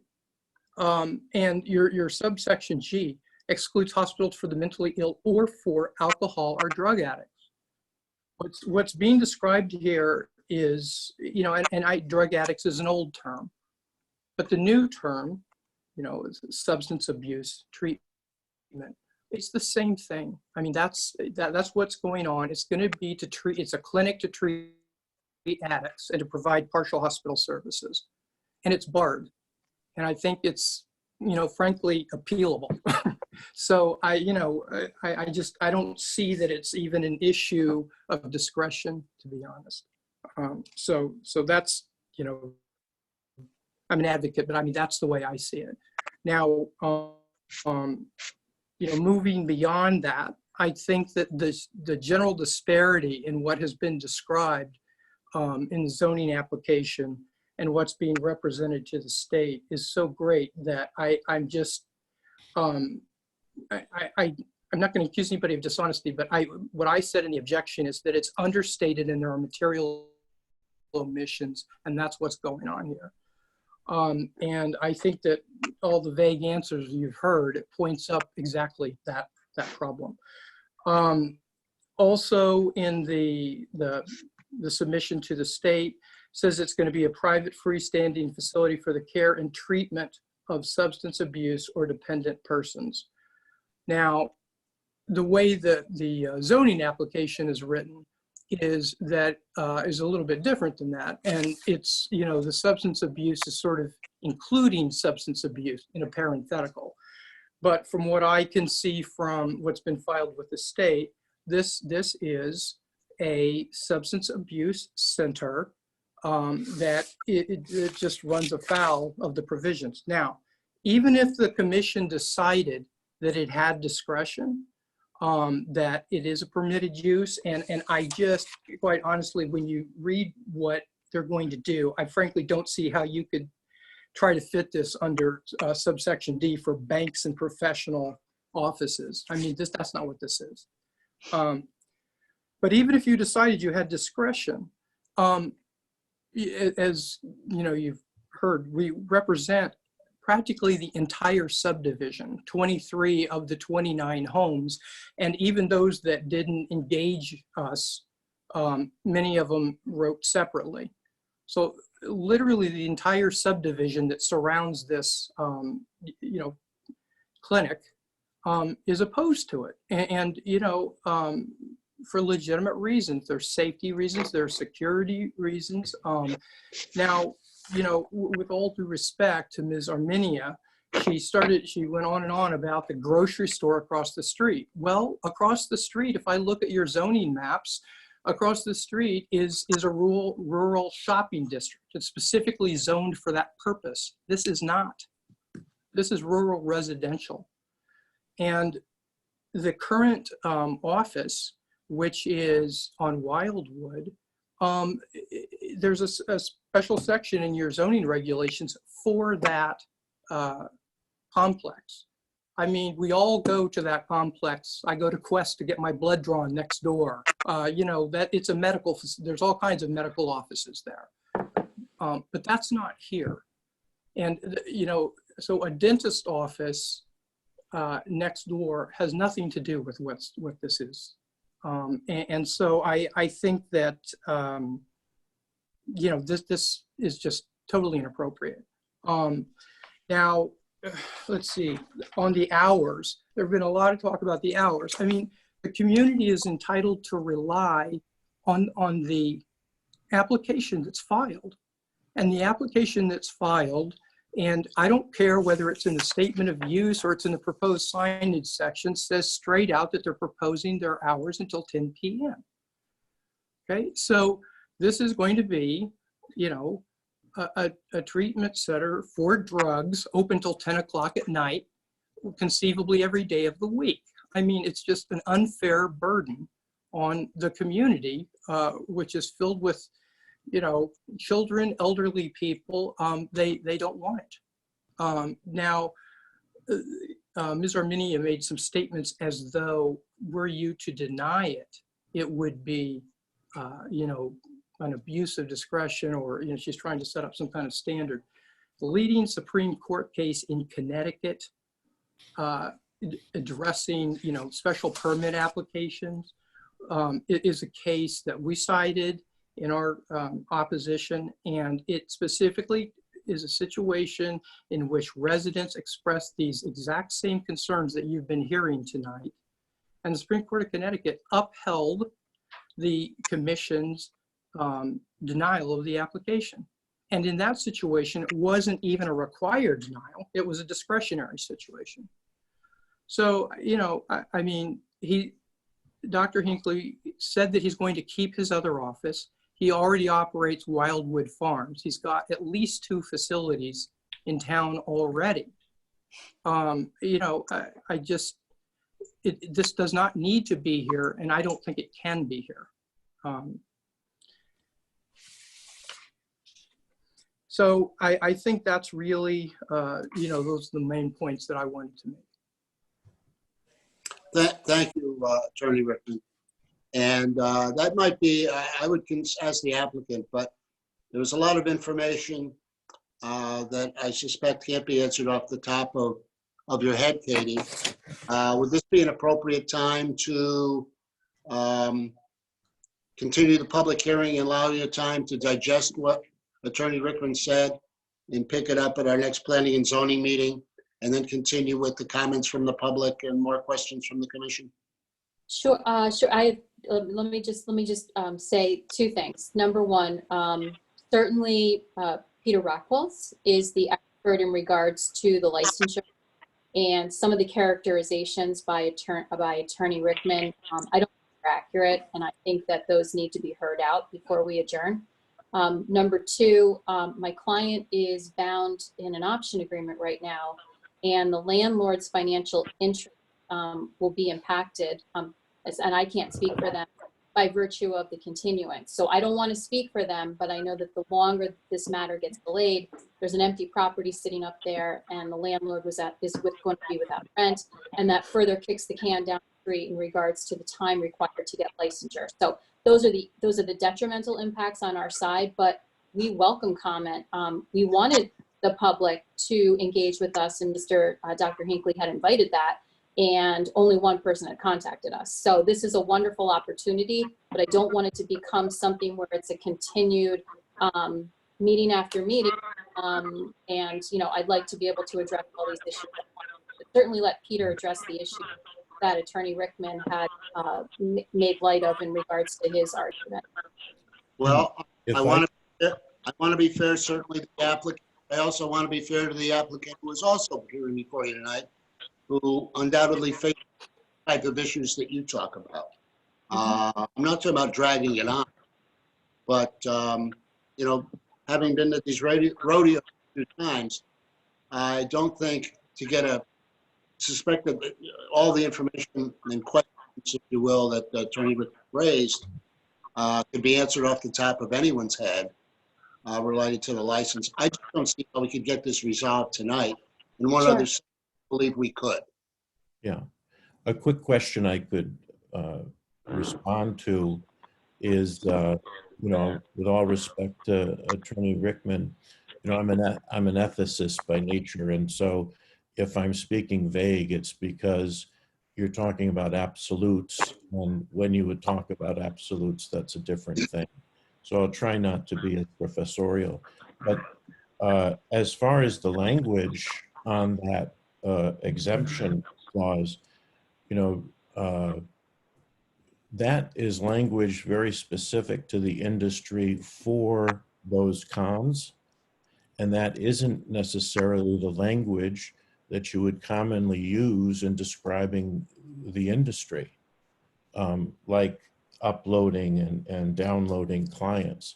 Basically, what that means is someone has finished one program and now we have a program to go to.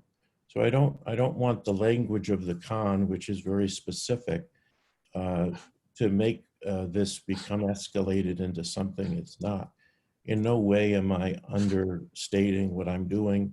I know what I'm doing. I'm successful at doing it. And, you know, this idea that there's a cloak and dagger thing going on, it's just not the case. It just doesn't make sense. Thank you. But I just sense, and I can ask the commission, your thoughts. Dave, if we were to, you know, continue the public hearing, could we go to the planning meeting? Yeah, we could. So that would be on June 4th at 7 p.m., which would be 2 weeks from now. And, you know, I think we've, you know, in light of, I think, for both the applicant's benefit, but also think the neighborhood's benefit, I think everybody would like to understand what the resolution to this will ultimately be. So I think advancing it to the planning meeting might be appropriate. So it would be a 2-week time frame for a continuance. Rather than putting it off a month. Katie, is that something you'd be acceptable to? I'm acceptable to that. I will relay this to Landlords Council. I know they're anxious. I know that they're on board with us, so they'll certainly cooperate. I mean, I want everyone to have a voice in this. It's the only way that this fairly can be dealt with. But quite frankly, I don't see the Landlords Council having a dog in this hunt. That's a whole other issue that doesn't affect us. We have an obligation to take the time to do this properly. And to think the landlord might try and influence it. No, just that they have a financial stake in terms of how long this property goes unrented. So again, I don't claim to speak for them. I just know that they were very persistent about us trying to move forward very quickly. In fact, I know that the agent had reached out to Dave Anderson and other members of his department. And so we just tried to get this on the books sooner, as a, you know, on account of what they want. Sure. Absolutely. We don't want it to drag on either. This isn't a stretch them out, tire them out type of contest. But we want to do it correctly and give everybody time to do it the appropriate way. And I just thank you for understanding that 2 weeks it's not the end of the world. But I suppose when it comes to collecting the rent, that's, you know, it seems like it's close, but it's not there. So maybe it falls under the you don't have to pay rent executive orders. We can help. But if the commission is in agreement with that, I would entertain a motion to continue the public hearing from someone and we can discuss it if necessary. Dave, quick question. Does this application fall under our 65-day statutory limit to resolve? So there was an executive order that's still in effect that it grants another 90 days beyond that. But in general, yeah, you know, the regular time limits are still in effect, but we'd have additional time if necessary. I don't think that's not in jeopardy even without the extension. Oh, no. We're well within our time frame. We're holding the public hearing upon receipt of the application, so we're not in any jeopardy of that. It's a good question, Joel. So would anybody care to make a motion?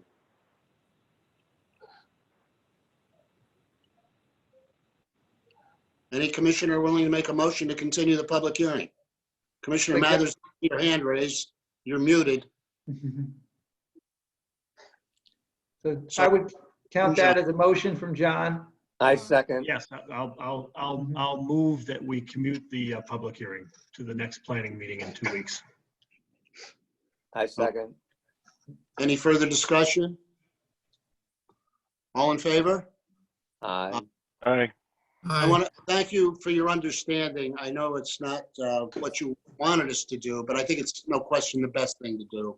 And with what Attorney Rickman just raised, you might need the time or want time to, you know, collect your.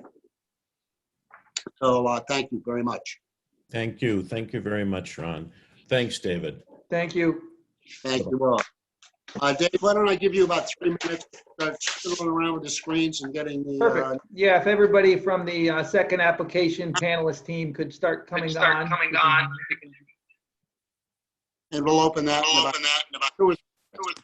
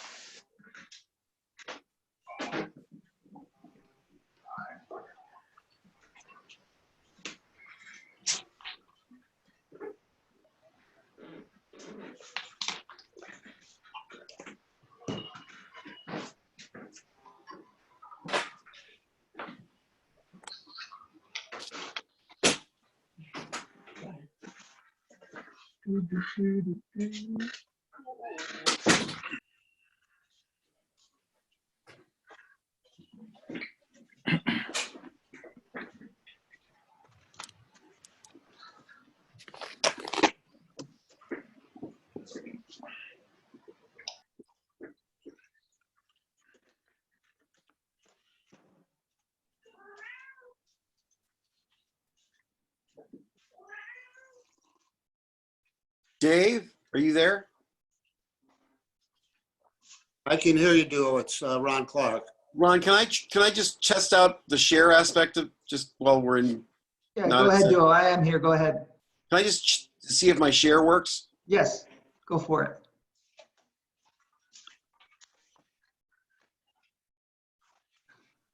Huh. It's not working.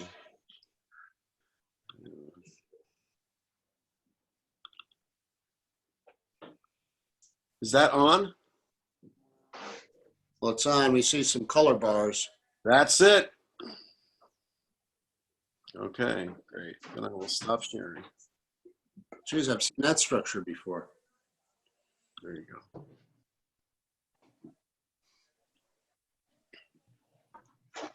Okay, Dave, I'll wait for you cue when you think we're ready to go. I'm just checking. Marjorie, do you think you guys are ready on your end? I believe so. Okay. Yeah, I believe we're ready. And just before I forget to mention to the commission, we had a peak of 104 attendees at the meeting, and we have 74 at the moment. It was, yeah, so just so everybody's aware.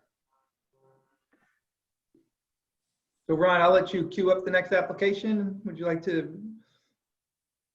Sure, I would. And let me, I don't know whether these are 74 new viewers or 74 remaining viewers, but at some point I will explain how the public hearing works. Maybe I could just summarize it now for those who might be new. Public hearing format first, the applicant will present the information on their application, graphics and so on. That'll be followed perhaps during, but certainly after, with questions from the commissioners about what they've spoken about and showed us. When that's completed or virtually completed, we will then ask the public for any questions they may have. We're not asking for input as to their position on the project. In fact, that's not the time to do it. But any questions that they may have as a result of the presentation. And then we will reach the point where the public then will be allowed to, and I'll be a separate section, where they will be allowed to express their feelings one way or the other about the project itself. So that's how it flows, and how to do it on Zoom and so forth. Dave will explain when we get to the point of the questions, and we'll go from there. So with that, let me start the public hearing. It's application 20-05 plus a coastal site plan for 908 and 916 Coast Road, map 39, lots 3 and 4 in the R2 district. The owner applicant is the General's Residence at Madison LLC. It's a special modification, with coastal site plan, an application for deposit of material to modify a previously approved 9-unit small cluster housing development pursuant to section 3.12 of the Town of Madison's zoning regulations. And for this hearing, I will seek Peter Roos to represent Brian Richardson. Dave, do you want to take a minute and explain exactly what the zoning parameters we're dealing with here tonight before we talk to the applicant? Yeah, briefly, this is a section of our regulations entitled small cluster housing, and it is a use that's allowed by special exception in areas that are 500 feet from our commercial districts. And so, requires a minimum of 2 acres of property, which this site meets. And there's density limitations of 1 unit per 10,000 square feet. And that's kind of the general parameter. So there was a previous application submitted to amend those regulations regarding the setbacks. That application was withdrawn. So this special exception permit is being submitted under the regs that the Planning and Zoning Commission approved last. Thank you. Thanks for saying that. For the applicant. Good evening. Good evening. Good evening, Mr. Chairman. I'm Attorney Marjorie Shansky, and I'm here representing the General's Residence at Madison LLC in connection with those applications to modify the special exception for a small single-family cluster residential development, as you noted. We are also seeking a special permit to deposit material and for coastal site plan review. I'm here this evening with Tim Herbst and Adam Greenberg, who are principals in the LLC. I'm here with Mr. Sal Maritoli, who is a consultant and investor in the development and who brings 40 years of shoreline development experience with him. I'm with Tom Stevens, who is the development engineer from Stevens and Associates, architect duo Dickinson, who needs no introduction, and with John Cunningham from TEC Landscape Design. And each of these gentlemen is going to discuss their respective plans with the commission. Prior to this evening, we were with the Advisory Committee on Community Appearance on May 12th. And after a fascinating and detailed and robust conversation, the committee voted to recommend the design of the proposed development to this commission. But Mr. Dickinson will be continuing the dialogue with ACCA as he moves forward in refining and finalizing design. In anticipation of this meeting this evening, I have prepared a letter which I submitted through Mr. Anderson. It's dated May 19th, and it includes several exhibits that I would just like to enumerate. The first is a restated use statement, and In that document, I went through the criteria A through N in section 3.12 of the Madison zoning regulations to demonstrate the consistency of the proposed development with those regulations. And that includes a narrative about historic features and architectural plans and, well, every element between A through N. The second letter in the, or the second exhibit in the letter I wrote is from John Cunningham. And that letter is in specific response to a condition of the approval from last May, in which John describes the buffer planting and invasive species control. You may remember that when you unanimously approved the single family small cluster development or the small single family cluster development, that was one of the conditions of approval. The third document is the on-site investigation from David Lord, certified soil scientist and environmental consultant, relating to the boundary of the riparian boundary. And we also have a letter, item number 4, which is a soil investigation from Robert C. Russo that was done this month to verify the wetland situation there. The next exhibit is the Natural Diversity Database Determination Letter, which concluded that they anticipated no negative impacts to state listed species in connection with the proposed development. And finally, a structural conditions report from Michael Horton Associates, who are consulting structural engineers, dated May 19th, relating to the condition of the general's residence. So with these documents and with all of the plans that the commission is going to, well, has had on file, but is going to see discussed this evening, the applicant has demonstrated eligibility for the permits that it seeks. In my letter, I include a reasonably full discussion of the considerations under the Coastal Management Act that are at play on this property. The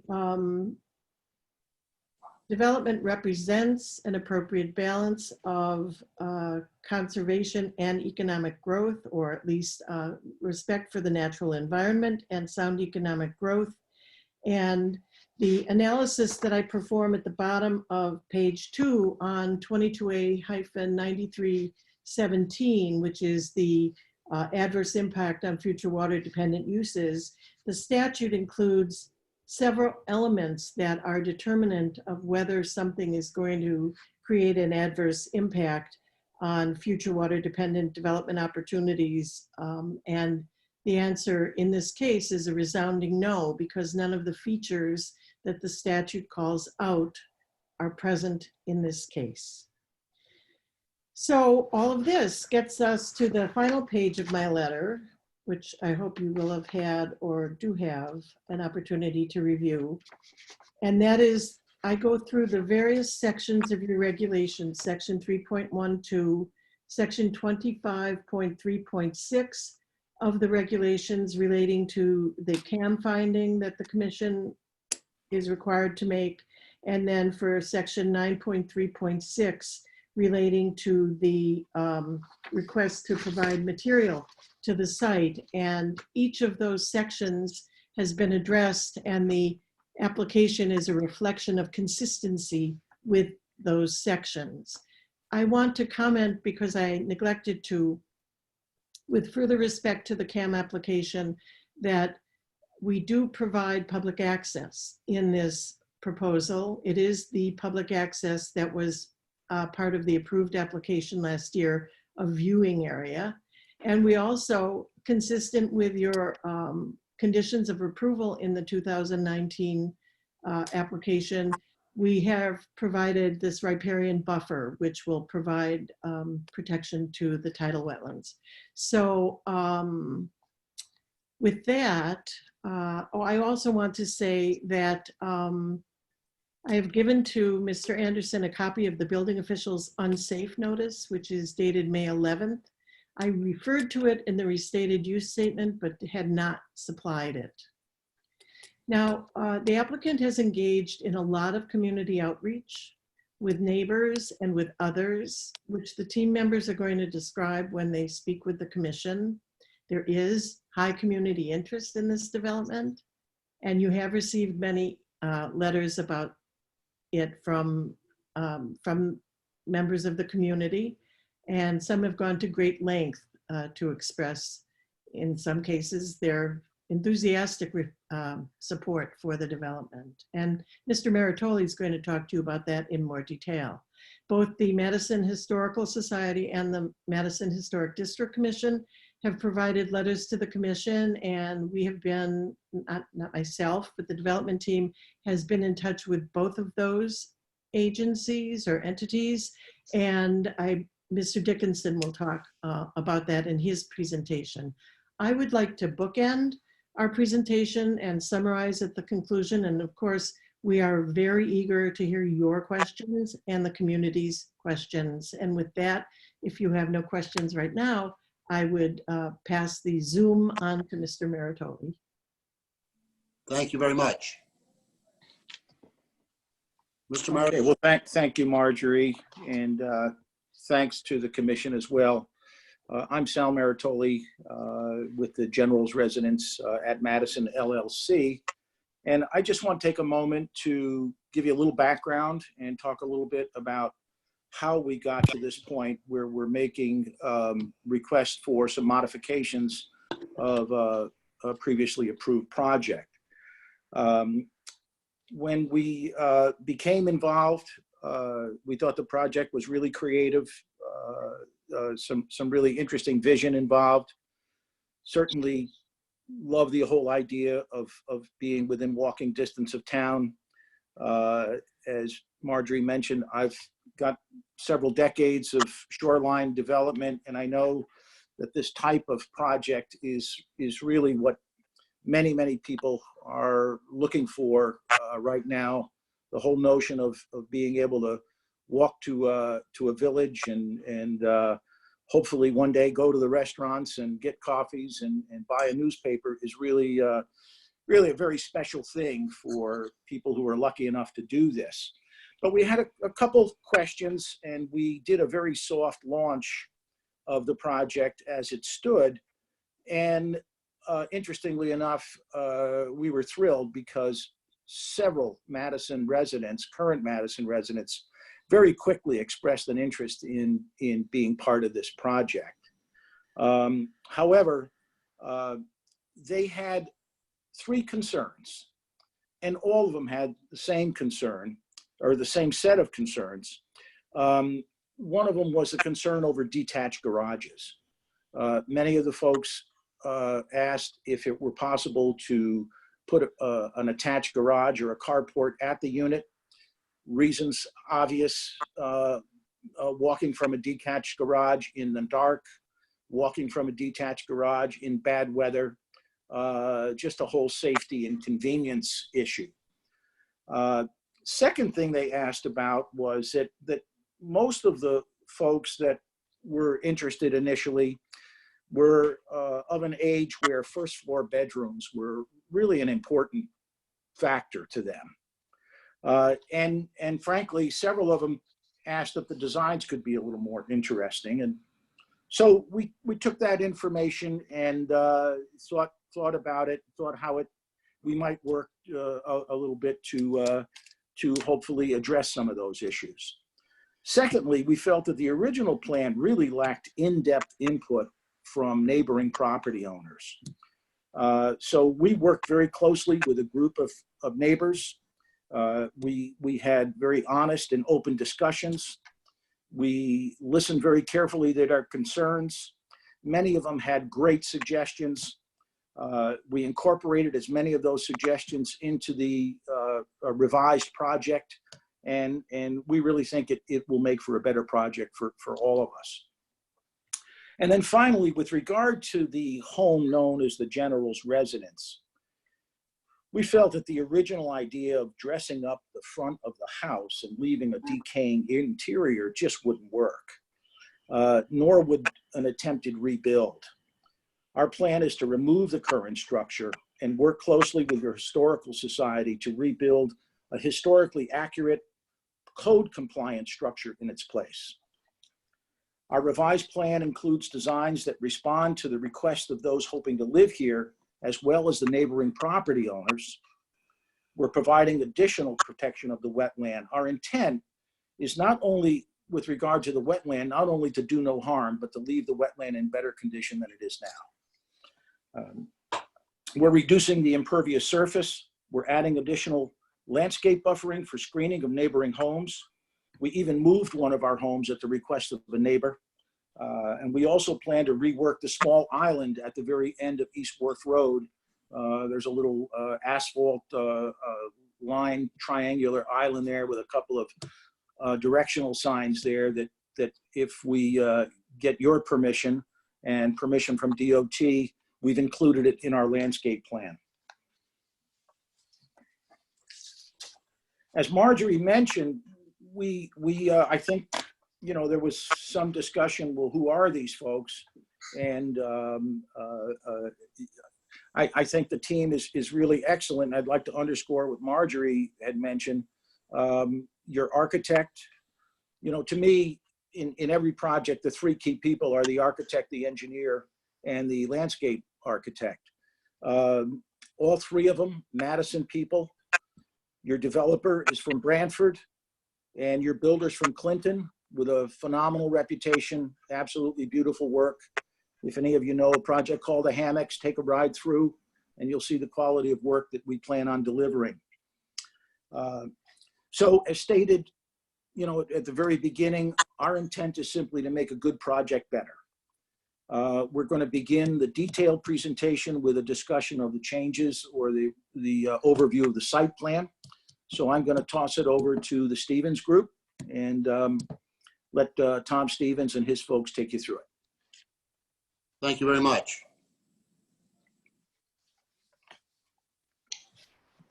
Thank you, Sal. For the record, I'm Thomas A. Stevens. I'm a professional engineer and land surveyor. I'm licensed here in Connecticut. My office is at 141 Durham Road. My camera's a little bit askew, so I'm going to be off-centered to see what I'm presenting. And this will be not a maiden voyage, but close to it.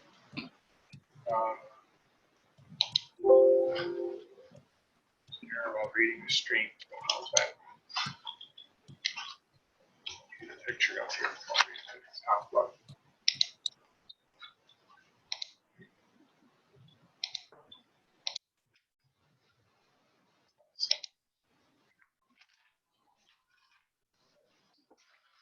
I wait for a picture to generate. I know it was there this afternoon. Marjorie had gone over a lot of the items, and I think I've got 4 pages of notes, and I know some of these notes are going to be redundant, but I think I would rather be redundant than leave stuff out. So at the end of my input, I'd like to make sure that everything has been put on board. I'm just going to try here again to get something up.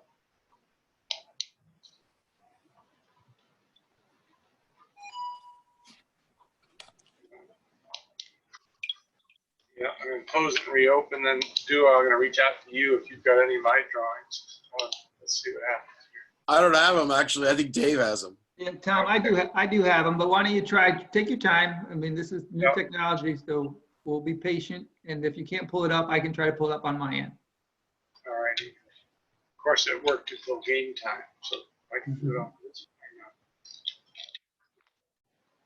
So just one little comment. I've been doing these kinds of presentations a lot lately, and a little piece of insight that someone said to me when I was struggling to get something up on a screen is, to the person who's trying to present and struggling, it seems like an eternity, but for the rest of us, it's just a couple seconds.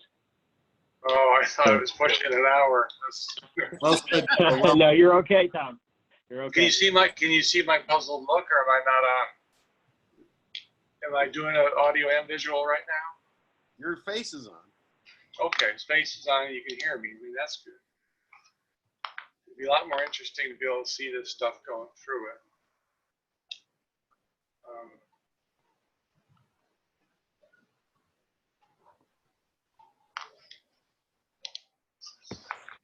Yeah, let me try one more.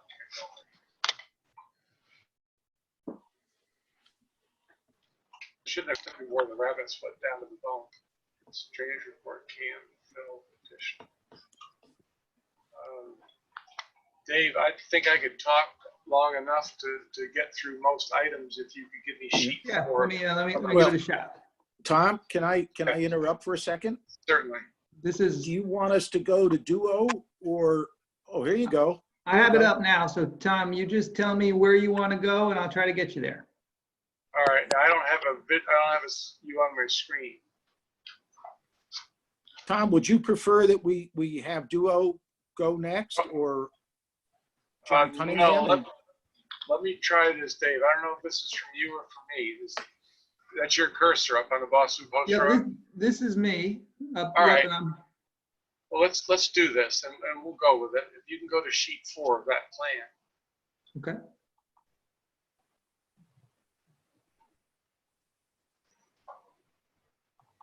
Just a little bit of delay in it getting there.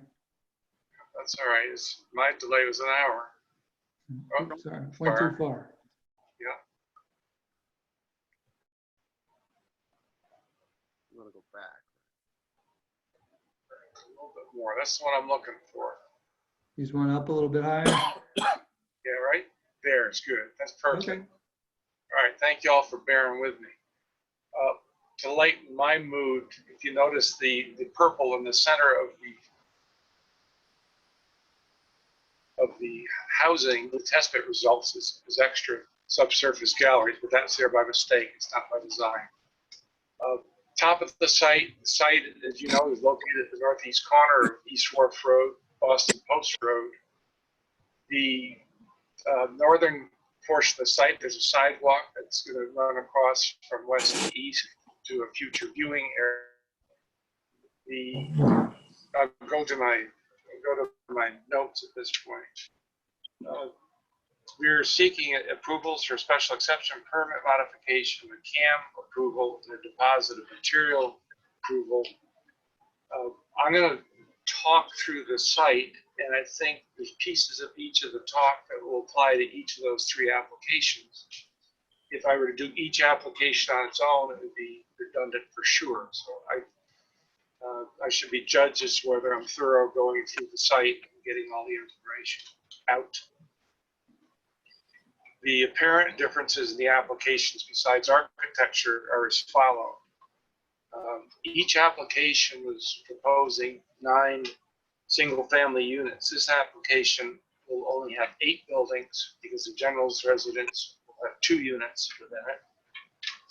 So it'd be the general's residence plus 8 individual units for a total of 9 units.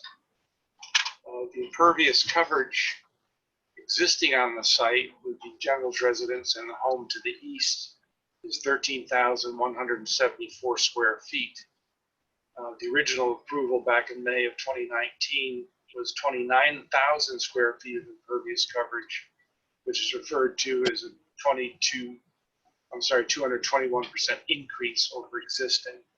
Our current application is 26,533 square feet, which is a 201% increase over the current situation.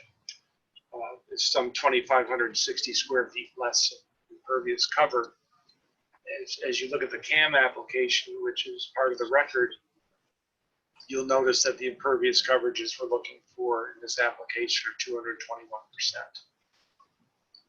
The original building coverage was 12.36%. When I say building coverage, we're talking about floor areas of the buildings. In this case, it's 15%, which is the allowable. The prior application with 2-bedroom units, these are 3-bedroom units. As Marge had mentioned, or perhaps Sal did, the parking now, there's not detached parking as there was. There's now attached or garages within for 18 spaces for the project. There's a curb cut up underneath the word Boston Post Road. There's a little trapezoid there, if you can see it, on our property. That's a 3rd curb cut on Boston Post Road, which we'll be eliminating with this proposal. So there'll be a total of 3 curb cuts to serve our 9 units. 2 will be using the existing curb cuts on Boston Post Road. The 3rd one will be at the southwest corner of the property on East Wharf Road. earlier applications, some of the units were slabs on grade, some were crawl spaces, some were basements. In this case, all of the units will have basements. And in the cases of the northeasternmost unit, the middle unit on the east side, the southeastern unit, and the unit just to the southwest, just to the east wharf side of the subsurface stormwater system. Those will have basements. A couple of them will have walkouts by virtue of the 4,500 cubic yards of fill that we're bringing on site. The majority of that fill, as you can see by the proposed contours down by the, so I'm trying to point, it's not going to work. It's right in the middle, the big purple rectangle, Dave, is right in there, and that area is where the bulk of the 2,500 cubic yards is going to be deposited and spread out to be used throughout the site, but specifically there. Trucks will come in by the word east on East Wharf Road, and they'll exit by the western curb cut underneath the US on the Route 1. I see truck traffic being mostly the northern 300 feet of East Wharf Road, and I see it going Route 1 probably to Route 79, maybe Route 1 due east, depending upon where the final location is going to be, and I think I-95. So I don't see any traffic going down East Wharf Road beyond our own curb cut. 2,500 yards at 16 yards a truck is 156 truckloads. I see the build out being perhaps 2 years. The trucks, 10 truckloads a day for 16 days. So it wouldn't have to be 10 loads a day. It wouldn't have to all be done in 16 days. Just trying to give you a sense of volume of what 2,500 yards is all about. The hauling hours or the trucking hours, 7 a.m. to 5 p.m. Monday through Saturday. I'm reading from my crib sheet here. I said, unless otherwise, if the commission wanted to change those hours, I'm open to that. We're open to that, I'm sure. The next item is the stormwater management, which is the purple rectangle in the middle of the site. And that's to offset the increase in imperviousness. And what that requires we do is make sure that the post-development runoff rates are equal to or less than the existing rates. And in a perfect world, I would have gone to page 2 of my drainage report and demonstrated that for each of the flows, the 2, the 5, the 10, 25, 50, 100-year flows, because of the mitigation, because of the routing involved within that purple subsurface system, the off-site flows, which will go ultimately down to a level spreader just off the southeast building. It's a banana-shaped thing, Dave, put your pointer down there. Great, that's it. That flow is going to come through the purple system. It's going to exit at that point where the pointer was. The level spreader is 20 feet long, it's 8 feet wide, it's a foot deep. That water will flow, sheet flow, 40 feet down to the tidal wetland. It'll be about an inch, inch and a half deep in a 100-year storm.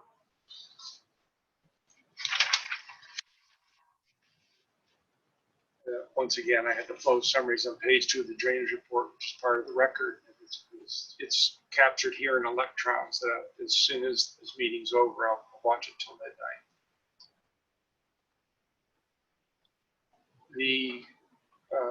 The units, one of the meetings with the neighbors, they had questions regarding the size of things and the storage capability. That purple system will hold 9,100 to 71 cubic feet of water, which equates to 68,599 gallons. And my analogy is water goes in there like a shower head into a tub, and we just throttle the tub outlet so that the adjoining marsh doesn't know that the development has increased water because of the throttle. Under my CAM heading, I had the wetland evaluation report by Bob Russo, Cummings, Lafayette, and Associates in Norwich. We had hoped to have that this evening. We do not have that, so that would be available. He's done a review of what we're proposing. He's reviewed John Cunningham's work. He's on board with John's work. He's going to do his own evaluation of the wetlands, which would include what we're doing. That's not available as of this evening. The sidewalk along Route 1 would stop at the viewing area. There's 2 proposed benches. It's always been, people talk about a viewing platform. It's not a viewing platform. It's 2 benches were proposed with a pertinent signage. There's a viewing lane is to be maintained. The viewing lane is being maintained as part of the Tech Landscapes mitigation process for the wetland buffer. Marcy Valent, the state DEP, she reviewed it back in March of last year. She said the viewing area should be deed restricted in perpetuity. She had 1 parking spot. Our feedback with the neighborhood was that very little or no interest in having any parking related to the viewing area. We talked about perhaps having a bike rack. I cannot speak for the neighbors, and if members don't lie, there's plenty of them here to speak for themselves. But I think there might be a considerable amount of neighborhood opposition to even the viewing benches. The coastal resources are general resources, which is this entire site plan. Coastal hazard area, which is AE 12. Dave, if you can find the flood line in there, you're a better man than I. Might go to an earlier sheet. You want to scroll up, Tom? Yeah, yes, please.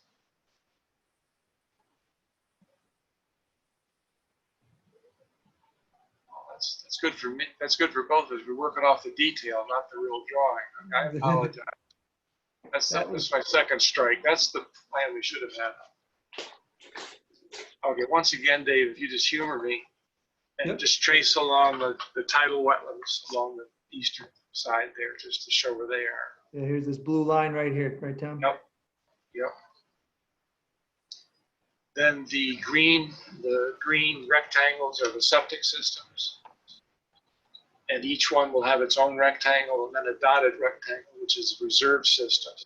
All the tanks will be 1,000-gallon tanks. The flood line is an inner, I don't know why I'm blaming. The flood line is AE 12, which is just nips the southeast corner of the southeastern building. It goes up through, it's toward the buildings more. If you can get to the southeast corner of that southeast building, right by the level spreader. Over here, Tom, you want to go down a little Yes, bit?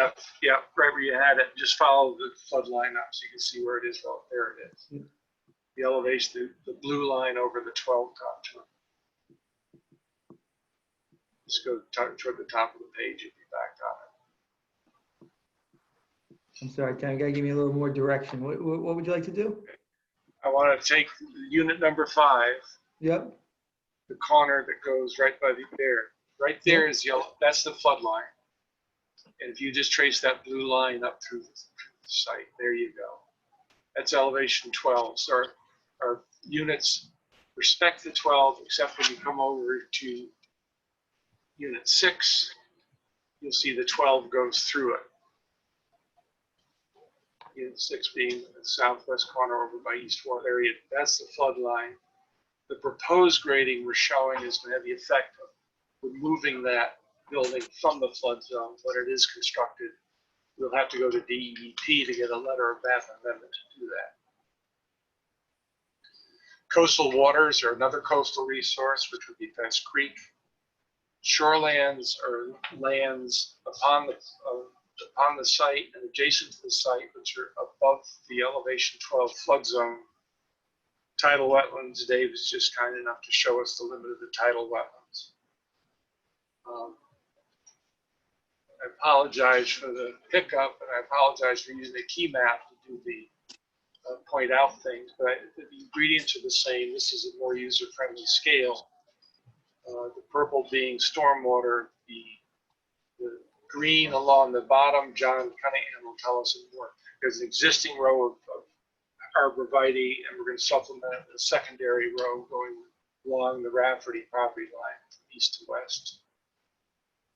And I think at this point, I'd like to, unless there's questions, I'd like to introduce a duo to go through the architecturals.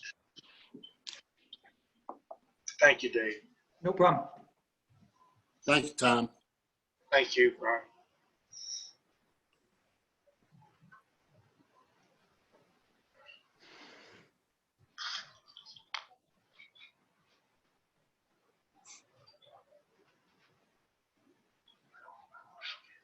So, I'm Duo Dickinson. I'm the architect. I am speaking from the Fortress of Solitude at 94 Bradley Road, where I've owned a building and worked out of it for 32 years. And I live at 945 Boston Post Road. And that's about 600 feet from this site for the last 36 years. And I see this site every day. And so when the developers came to talk to me, my first response is pretty simple, which is that if you want to hire me as an architect, I really must insist that no matter what, you need to recreate the general's residence. I've been in it 3 years before, had a client offer $900,000 in cash for it with no contingencies, and the owners turned it down. So the high cost of acquisition and the high cost of development meant that a meticulous single-family restoration of this building was simply not feasible. And since the building is not protected either by an historic district or by National Historic designation, the alternative is to use this moment of empowerment to actually determine the future of the general's residence as an historic entity. The goal of this project is to use the general's residence really as the jewel in the crown of the entire development. We really want to make this building really be what it should be from its entire history. So we've engaged Todd Bryant to take a look at the building. This is from the basement 2 years ago. Bob Gunderson took this photograph. I and the building inspector and several contractors refused to go beyond a certain point in the building because the floors are literally held up by nails and friction. And we realized that if we were going to meticulously save this entire building, and any building can be saved, there's no doubt about it, the level of reconstruction would render it such that there'd be very little that could be visible from its origins to anyone that would be inside or outside of it.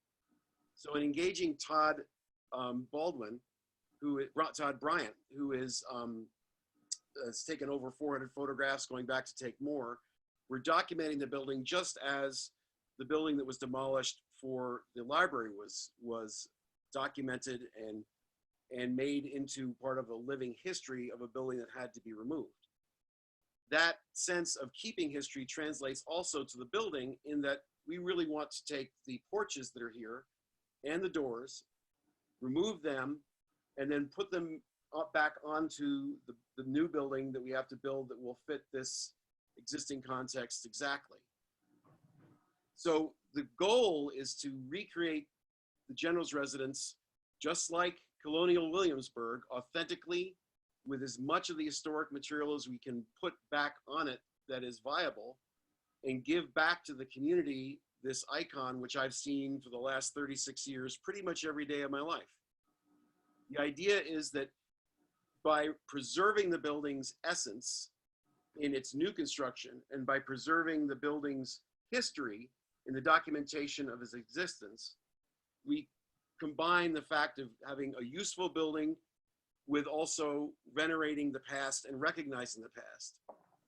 The alternative would be, since it's a not protected building, is to build 2 more houses on this site and just remove the building. That to me is unacceptable. That's not what I want to do. That's not what the developers want to do.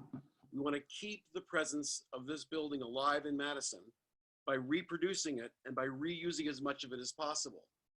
And in fact, these last weeks, several people have come to us and said, can we have the frame and rebuild the frame somewhere? And the developers have said, absolutely. If somebody wants to take the frame, all the building parts that you can do, take it away. Secondly, I've talked to Preserve Connecticut and Preservation Connecticut, sorry, which was the Connecticut Trust for Historic Preservation. And as soon as the building can be made safe, we'd love to walk them through the Historical Society and the Historic Commission to walk through and remove any part of any of the building to either put as an exhibit or to reuse in the building when we actually finally make it. The letters that you'll see from the commission and from the society stipulate all the things that we've agreed to. And all the things that you're going to see are in a way in response to the input that was had from this first proposal, which was the proposal that was approved last year, where you had buildings that wrapped around that light beige upper centered piece, which was essentially the box of the original Center Hall building that was there, and left fallow, left nice on the outside, but nothing on the inside, with a new wing on its end as a separate unit. This is what was shown, which is basically essentially Center Hall colonial shapes that march around the building with common parking, with a barn-like structure to the east, next to the building, the general residence itself, where the basic box of the building is empty, with a new wing to the west. What we propose is to rebuild the building completely, fully used, using all the old components we can re-put onto the building, and maintain that private park, which faces due west, which essentially is a gift to the street and the town, and clustering 8 new buildings on this site, one of complete reproduction and recreation, the rest new. And of those, 6 are duets, are buildings that are a little bit tighter than what would normally be, which allows the rest of the landscape to be freed up. And in making these buildings, what we've tried to do is to create a common space at the center and to maintain precisely the perimeter that's given over to the town. The existing stone wall will be repaired. Parts of it will be filled and parts of it will be voided for walkways and actually just walkways. But it will essentially be made whole as it was when it was originally built. And what we tried to do is to make it so that in this overall plan that John will talk to you about, is to make the units have a commonality of a village within the town of Madison, each with its own private spaces, each with its own foliage, but also each sharing the entire property. And this is the old engineering plan that Tom just walked you through. And this is the beginnings of what we'd like to do with the residents. As you can see, part of the approvals process here would be that you would mandate that every specific aspect of the building will be exactly as it is today in its height, width, shape, everything. There will be nothing changed. We'll also be reusing the porches, and we'll be also asking the commission, the society, Preservation Connecticut, Todd Bryant, to basically say, determine how you want this exterior to be. What era do you want this building to be rebuilt to? We will make that happen. We're still working on the L that we have to add to the south to bring the square footage to where it needs to be. But essentially from the street, you will see pretty much what you see now, just plumb level and square and without any rotting parts. And the units involved are all master bedroom down, universal design, in that progressive way that says anybody with any physical characteristics can use that first floor without any interruption of use. And the upper floors for the 6 new units, 6 of the units would be for 2 bedrooms and a living area for either returning kids or an office. And the downstairs would have a master suite.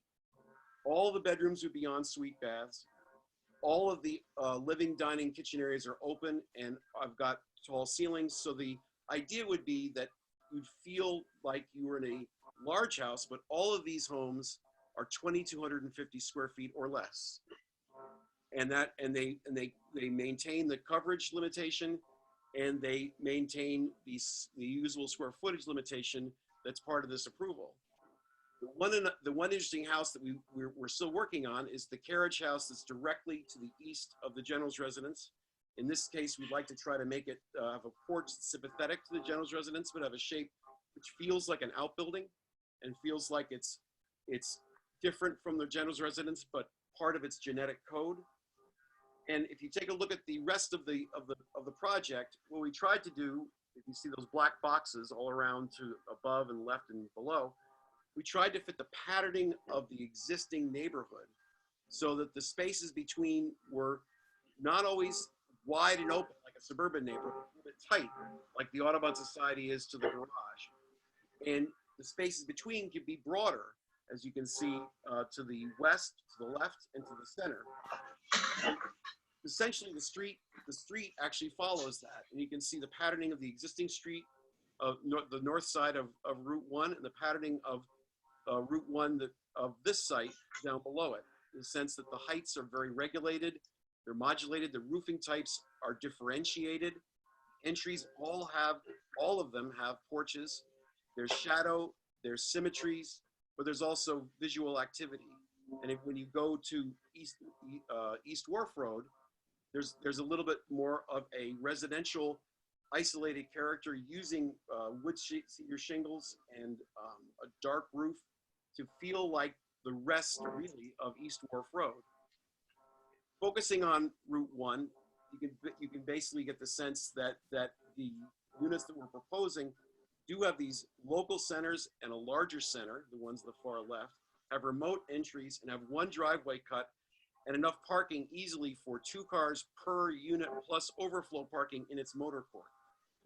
So in making this, we tried to respect all the existing trees. There will have to be a few that go down. The tree at the back, we've pruned it, but the tree in the back is in really terrible shape. And with the necessity to remove water, I'm not sure we can save the big tree in the back, but new trees are indicated on John's plan that would replace that. The units are typically, again, master bedroom down. They are 1.5 story units. They basically meet all the criteria of the code in any way you can think about it, and all have their siding called out so that in this approval, you could know that basically what we're showing is what we're going to build, subject to, of course, subject to ACA. Because I'll be going back to ACA with final plans, and we'll be resolving many of the issues with both the carriage house, but mostly with the general's residence as we go through the project.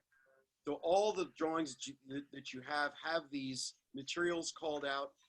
All the roofing will be done with a SHPO designation, meaning it doesn't look like fake stuff. It actually looks like a legitimate 3-tab, heavy gauge asphalt shingle so that it feels authentic and old.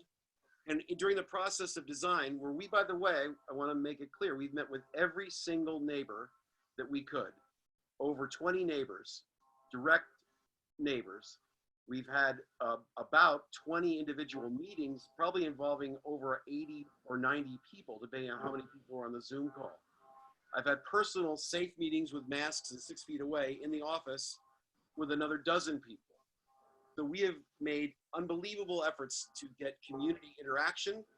And plus that, we met with 4 organizations, the Society, the Committee, the Commission, ACA, and Preserve Connecticut. All have had meetings, discussions, and they've seen these drawings. They've seen actually what we're doing, and we've modified them based on their approval. John will walk you through the individual units, but between the units, we've clustered 8 HVAC condensers, garbage containers, recycling bins, kayaks, bicycles, hoses, all the stuff you don't want to see happens between the units, behind a fence, and foliage. So even though these units are tight to each other, they also hide the things you don't want to see. In developing these units, we also realized that many people think that carports are great, and many people think that garages are great. So we developed a garage option that maintains the architectural integrity of the building so that you could either have an open carport with no garage door facing the street, or you could actually have this this garage that's recessed from the entry and allows you to have full coverage of the car. Part of this also will be using something called the International Well Building Institute's guidelines, which is a universal way to guarantee that both the interior and the exterior and the environmental quality of the building recognizes the importance of air, water, nourishment, light, fitness, comfort, and mind. It basically is an overlay of good design, which I've done for the last 40 years, I hope, but actually is a codification that enables people that are thinking about being here to know that all of these things have been thought about, addressed, and sanctioned by an independent agency.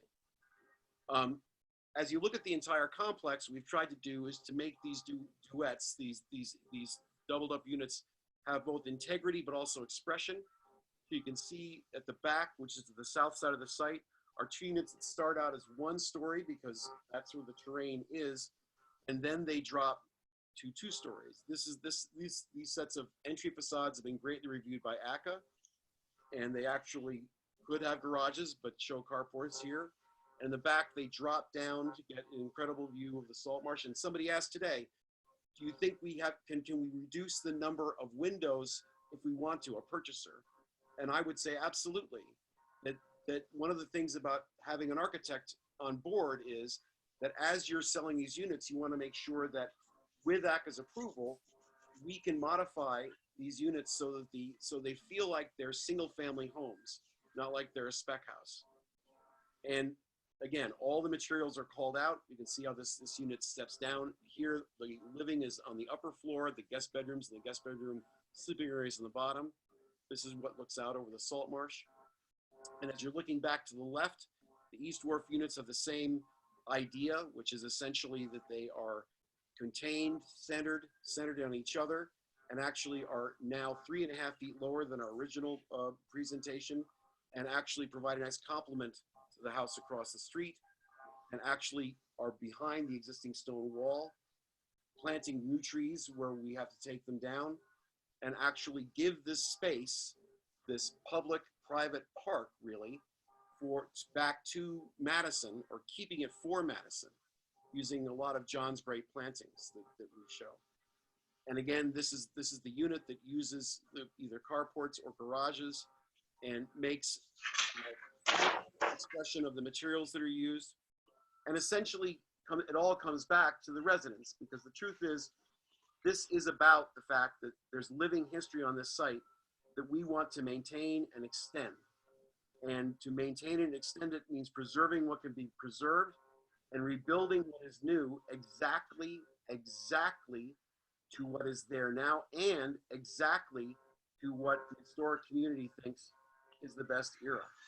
With that, I'm going to hit my stop share button, and I'm going to bring in John Cunningham, who will talk about the exterior. Thank you, Duo. Good evening, Chairman Clark, and the rest of the P&Z board. My first time on a Zoom meeting where I'm using my own boards. Can everyone see this? Nope. Oh, okay. Sorry about that. Let's try this. Yeah, let's go to.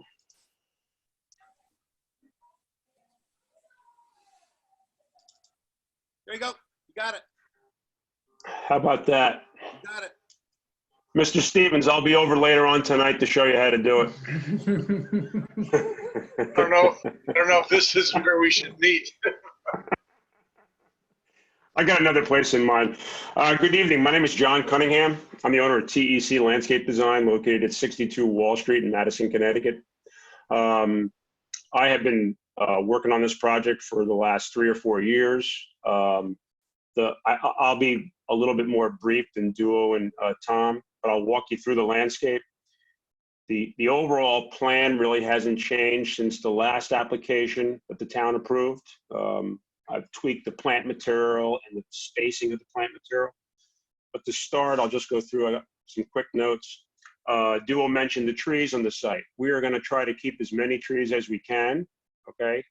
The trees that are going to stay are going to be the perimeter trees along Boston Post Road, along East Wharf, and along the marsh. On my plan here, you see EX existing, okay? You have 2 big sugar maples that are there, and you have an existing horse chestnut that are gonna stay. You also have 3 large Norway spruce in the upper corner by Boston Post Road. The rest of the existing trees, sugar maple, horse chestnut, sugar maple, and on the neighboring property, 2 large sugar maples. We're proposing to plant new shade trees on this area. There's not a lot of area for large shade trees. I moved down in size to a medium shade tree. Acer rubrum compatric will have the same fall color as a sugar maple, just about, maybe a little bit more red. They are shown as the larger circles with branch structure on my plans. Okay. We've also introduced a number of ornamental trees. Ornamental trees would be a tree that would grow from maybe 25 feet and down, and would be more in scale with the units themselves. And there are probably 12 to 15 of those on the property. If you look at this planting bed, there are a couple areas of screening that I'll bring up. This is the corner of East Wharf. Maybe I'll start up here. This is the island that Sal talked about. We would like to turn this island into a green element. I won't bring up, I have a photograph of it. Right now it's a paved island with 2 cement signposts. I'm just going to throw it out there. I think the town probably should have worked on that a little bit longer or a while ago. We'd like to incorporate that in our plan to make that a really visible or pleasing visible point of the project. I think the planting bed here on the inside of the stone wall, okay, it should give some softening to the inside of the area. So the residences in here feel like they are kind of behind a little something. It is not a big evergreen wall. It would be both broadleaf evergreens and deciduous planting, a mixture of both. And I'm going to say that they'd probably be at maturity 8 to 9, maybe 9 to 10 feet down to the ground. Okay, so that would soften the area from East Wharf, which does get a lot of traffic both off of Birnbaum Lane and Route 1. Okay, moving down East Wharf, existing sugar maple. I spec'd out, which I'll show you on the unit plans, Fothagelia and a former ground cover on the inside of the wall. As we move down East Wharf a little bit further, we have an existing stand of dark American arborvitae. They're not in pristine condition. There's some broken limbs, but they are worth saving, and they give some great screening to the neighbor to the south. There are a couple areas that when we do some removal, all the existing deciduous trees along this hedge line, they have just seeded in. They're all Norway maple, which is on the state invasive list. They would be removed. And any gaps or holes in the area, we're proposing to use new arborvitae, same variety, dark American. It can probably be, we can probably put them in at 18 to 19 to 20 feet tall that would match about existing size. I went down there after our last ACA meeting and checked. The largest arborvitae on the hedge are 25 feet tall. That's just something to consider later on. The elevation on the neighbor's property is a little bit lower than our proposed elevation on the site, but I think with this large evergreen screen, he will really not see almost any of Unit 5. I'll go into each unit after I go over all the rest of the overall plan. While I have this plan up, maybe I'll bring up this buffer. Tom Stevens had talked about, I won't go through all the different underground water storage systems, but he talked about a basin, I call it like a plunge pool, where after those underground units fill up, it is going to disperse into this area down here where my mouse is, okay?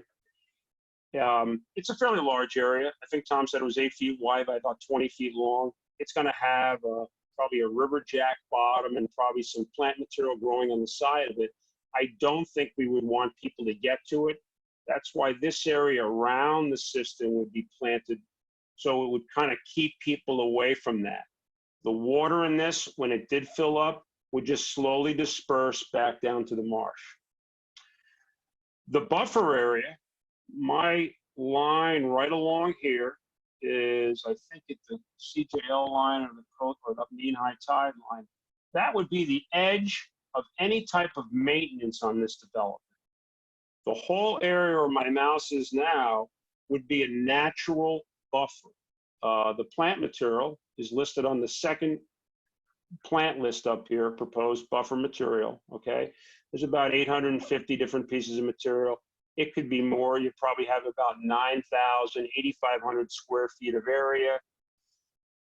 The grasses, sedges, and the smaller plant material would probably be planted 12 to maybe 18 inches apart. The woody ornamentals or shrubs and trees, they would all be spaced accordingly.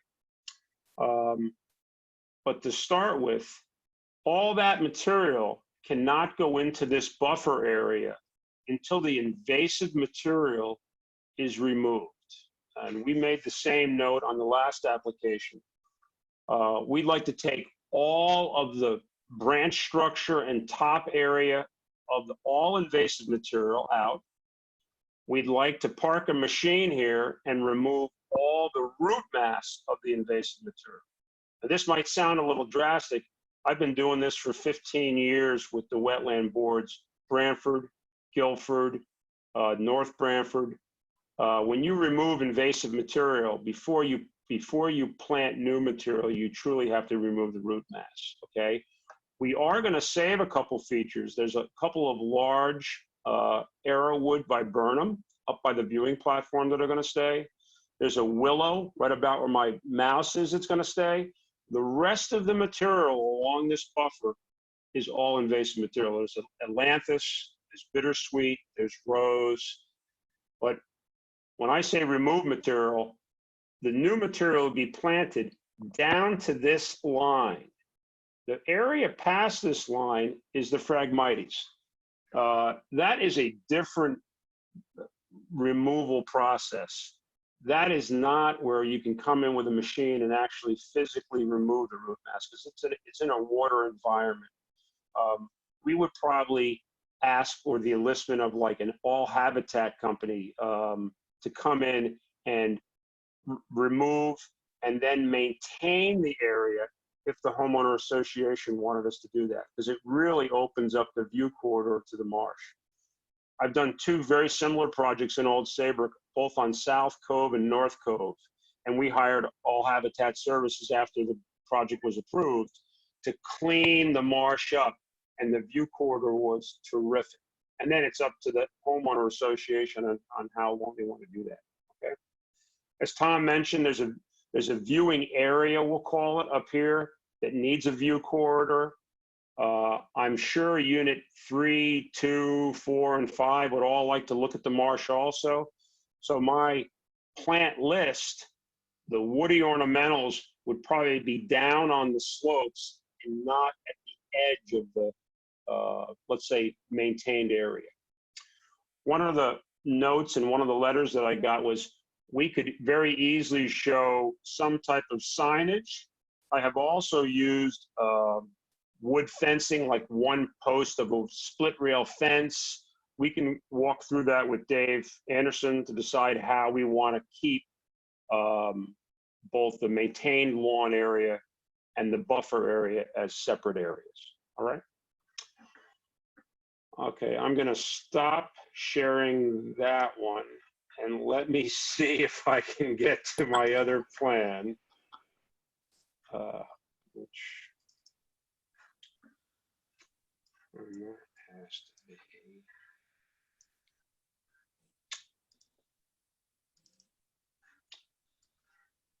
Okay. This is a simple, or this is a proposed unit. This is unit 6 and unit 7 on East Wharf Avenue. You can see here's East Wharf Road. We're pulling in. Duo mentioned in his presentation that, which I think is a great idea, these areas between the unit will be where the mechanicals are, and there'll be small storage sheds that will be kind of hidden behind 2 different fence sections, so you will not see them from the road. All the trash can be kept back in there. They're on gates, so nothing gets in there. I think it's a terrific idea to use that. The walkways on the individual units, I was speccing out a permeable walkway or a pervious walkway. So this might be bluestone on a crushed stone base. I myself, we haven't really gone through all the details. I would like to see whatever material is used on the front of a unit to probably be continued again on the rear terrace. Bluestone's a very good choice. It's a natural stone. I'm starting to use a lot of sandstone, and we can go through that with ACA as we make our final decisions, all right? The plant material on each of these units, I gave a plant list which might be used, but the buildings themselves want to come out of a green floor. So this little squiggly line would be a planting bed, but would be a low planting bed. So there's not going to be a lot of shrub material up on these buildings. It's going to be, let's say, from 24 inches down is about where I see the foliage line along these buildings. Tom did mention about the units themselves. Each unit will have a drip edge, okay, on either side. That will receive all the roof water that will then lead into Tom Stevens' underground system and will eventually lead back to the marsh. I think that about covers my presentation. And I guess we're going to take questions at the end or after the presentation. I'm going to turn it back to Marjorie to kind of wrap up our presentation. Thank you very much. Thanks, John. Marjorie.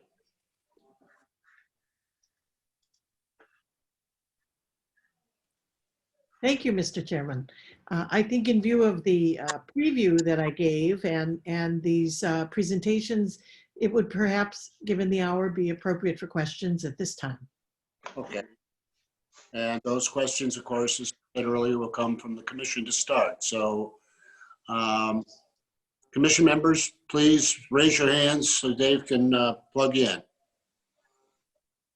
All right, I see that Jim Madison. Go ahead, Jim. Thank you, Dave. Just a couple of questions. First of all, to the applicant for your complete presentation. Maybe I'll start with questions for John. Now, I wasn't clear. Are you going to remove the Phragmites, or is that something that's going to be done perhaps by the association? Okay, we cannot remove the Phragmites with the process that we are going to remove the rest of the invasive, Jim. Right, I got that. It would have to be its own company that has a state license to remove it. Right, but okay, so maybe the developer, maybe I ask who, Sal, are you going to hire somebody to remove the Phragmites at this point or no? Yeah, can you hear me okay? Yeah. Yeah. At this point, we're not. We're going to remove the invasives. We're going to replant that buffer.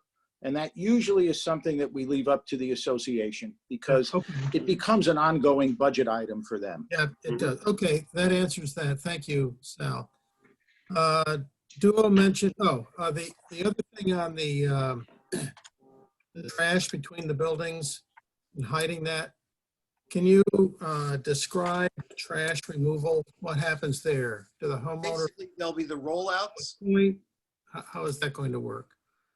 There'll be rollouts like there is for everybody, and there would be doors, so they roll their garbage cans back behind the fence that nobody sees. They'd roll them out every morning to be picked up by a garbage truck. I mean, and where do they go when they roll them out? They roll them right out to their driveway. So just like everybody has driveway pickup with a garbage rollout, at least I do, and they take the rollout, they dump it, and then you roll it back behind the fence. Okay, and then you mentioned public-private park. Can you? Well, this is what you meant by that. I view this as a place to the west on Route 1, which has become almost like a civic part of Madison. You expect this wonderful open place rather than a house sitting there. And this design maintains that urban space that's privately owned, but it's visually possessed by the public. So it's not intended to be something that the public No. be on. Okay. Just like it is now, it's a private place, but it's a publicly viewed and possessed private space. Make sure I was clear on that. And then the last thing is, Duo, you talked about the general's residence being exactly like it looks now. And Well, then you said exactly like it looks now. And then you said there will be input from the different historic commissions with regard to what era it gets right. redone, which means it might not look exactly the way it does today. With regard to chimneys, windows, that kind of thing. Is that right? That is correct. There's the dimensions remain the same. The scale, dimensions, the locations, the basics all remain the same. The cloaking, the fenestration, as architects like to call it, the chimney masses themselves. Realize those chimney masses are from some other time. They're made out of brick, and so so the chimneys might change or they might not. I was talking to an architect today, Rick Weiss from Preserve, Connecticut. He said, "Hey, we might want to keep it exactly the way it is today." And I said, "Great."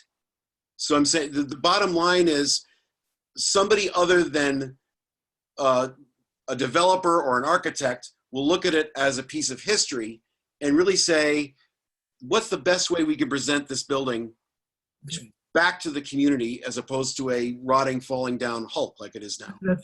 Thank you. I just wanted to clarify that. Yep. Thank you, Duo. Thanks, Jim. Anyone else? Joel's up next. Thanks. So this question is, I guess, probably for Dave and Tom Stevens. So I'm looking at the site plan and also, reflecting on Duo's description of the project architecturally. So the building's coming down. It's going to be replicated. But as I look at the site plan, I do not see where the new construction falls into the current R2 setbacks. So what am I missing? We are rebuilding it exactly in the same envelope. And we checked with Dave, and we've done this in other projects, that if you build to the exact same envelope, you are effectively are grandfathered in. Is that right, Dave? Yeah, that's correct. As long as you don't make it more non-conforming, Joel, you're allowed to rebuild where it was, so maintain that current non-conformity. So that does not require any kind of variance approval. All right, thanks. And then Peter's got his virtual hand up, and then I can see people's other visible hands. I'll go next. I'll wave at you too, Dave. So this is a question, I guess, for anybody on the developer team in general, and that would be, when you did your cost benefit analysis of replicating versus restoring, how long would it take if you were to restore, and it could be done, how long would it take to do it? Don't everybody jump at once. Well, I can tell you that as somebody who's done this many times, replicated an old building, that it's about 2 times the length of building a new building. So that if you could do a new building of that scale and size in 9 months, maybe 10 months, it would probably be 1.5 years. And with an old building, that could easily stretch to 2 years. To restore it, you say, or to replicate? Yeah, to actually if you wanted to actually keep the bones that are there, that are holy. Yes, that's my question. You keep the bones, you got to build an entire new building inside the bones. You can't rely on the old bones at all. And that means you also have to have a new foundation under the old bones and before you put in the new bones. So that level of shoring up, protecting, removing rot, replacing with new stuff, and then providing an entirely new structure just takes a huge amount of time and effort. And when you're done, all the stuff that you will see, virtually all of it, will be not old material except for the stuff you can salvage and reuse like we are. So the goal would be to have a building that had the parts that you would recognize, the door, the entries, the porch, be the same.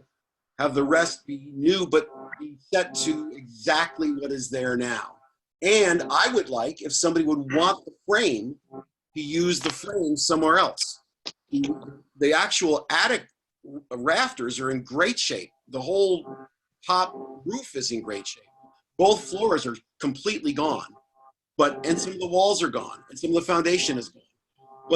But there are parts of it that could be definitely reused other places. And I think every single part that's inside the building, we would love to reuse in the new building. Okay. That answers my question. Thanks, Duo. Giselle? Okay, just so I'm clear, are we looking at 9 buildings? No, 8 buildings and 9 units. 8 buildings and 9 units.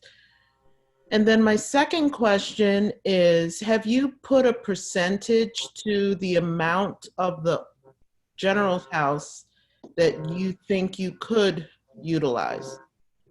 The only things that I can say we could utilize in that building would be the porches, the entries, the doors, and a bunch of interior components, which we'd love to reuse in the building.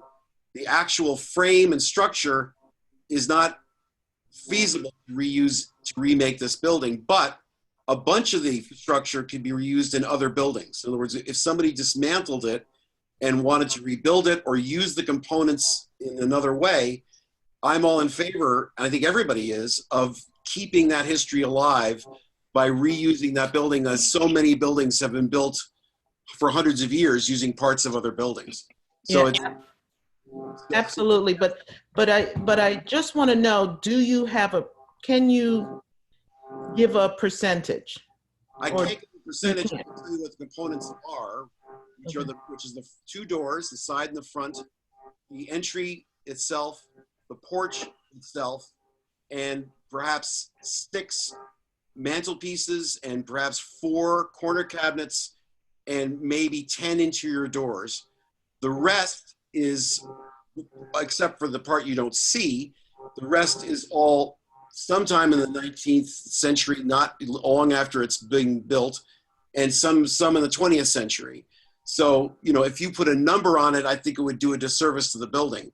I would say that in terms of what you visually see as an exterior seeing, what I see when I see that building is first the shape, which is really important, the windows, which are shot and may want to change to match a different historic era. But you then next see, besides the windows and the shape, you see those porches, and they would be removed and reconditioned and put back, so that those icons of the past would be right there, visible and present. Okay, when you say the frame, you wish someone could reuse it. What specifically do you mean? In the other buildings, or? No, just that building. There's a post and beam frame for the main part of the building, and a later frame for the old part of the building, all made from hewn wood. It's beautiful stuff, but most of the stuff that's on the lower floors is severely compromised. Gotcha. And in creating a new two-family use in a one-family building, all that existing framework gets lost. Even if you keep it, you never see it. It isn't present. So our goal would be to make what you can see be exactly what's there now, plus the stuff we can save on there now. And if somebody wants it, to take that frame and reuse it and recycle it and celebrate it. And that combined with the historic research that's being done, and also the work to actually venerate the building and understanding it and presenting it back to the public, preserves the history while at the same time making it code compliant, safe building. Gotcha. Thank you. Thank you.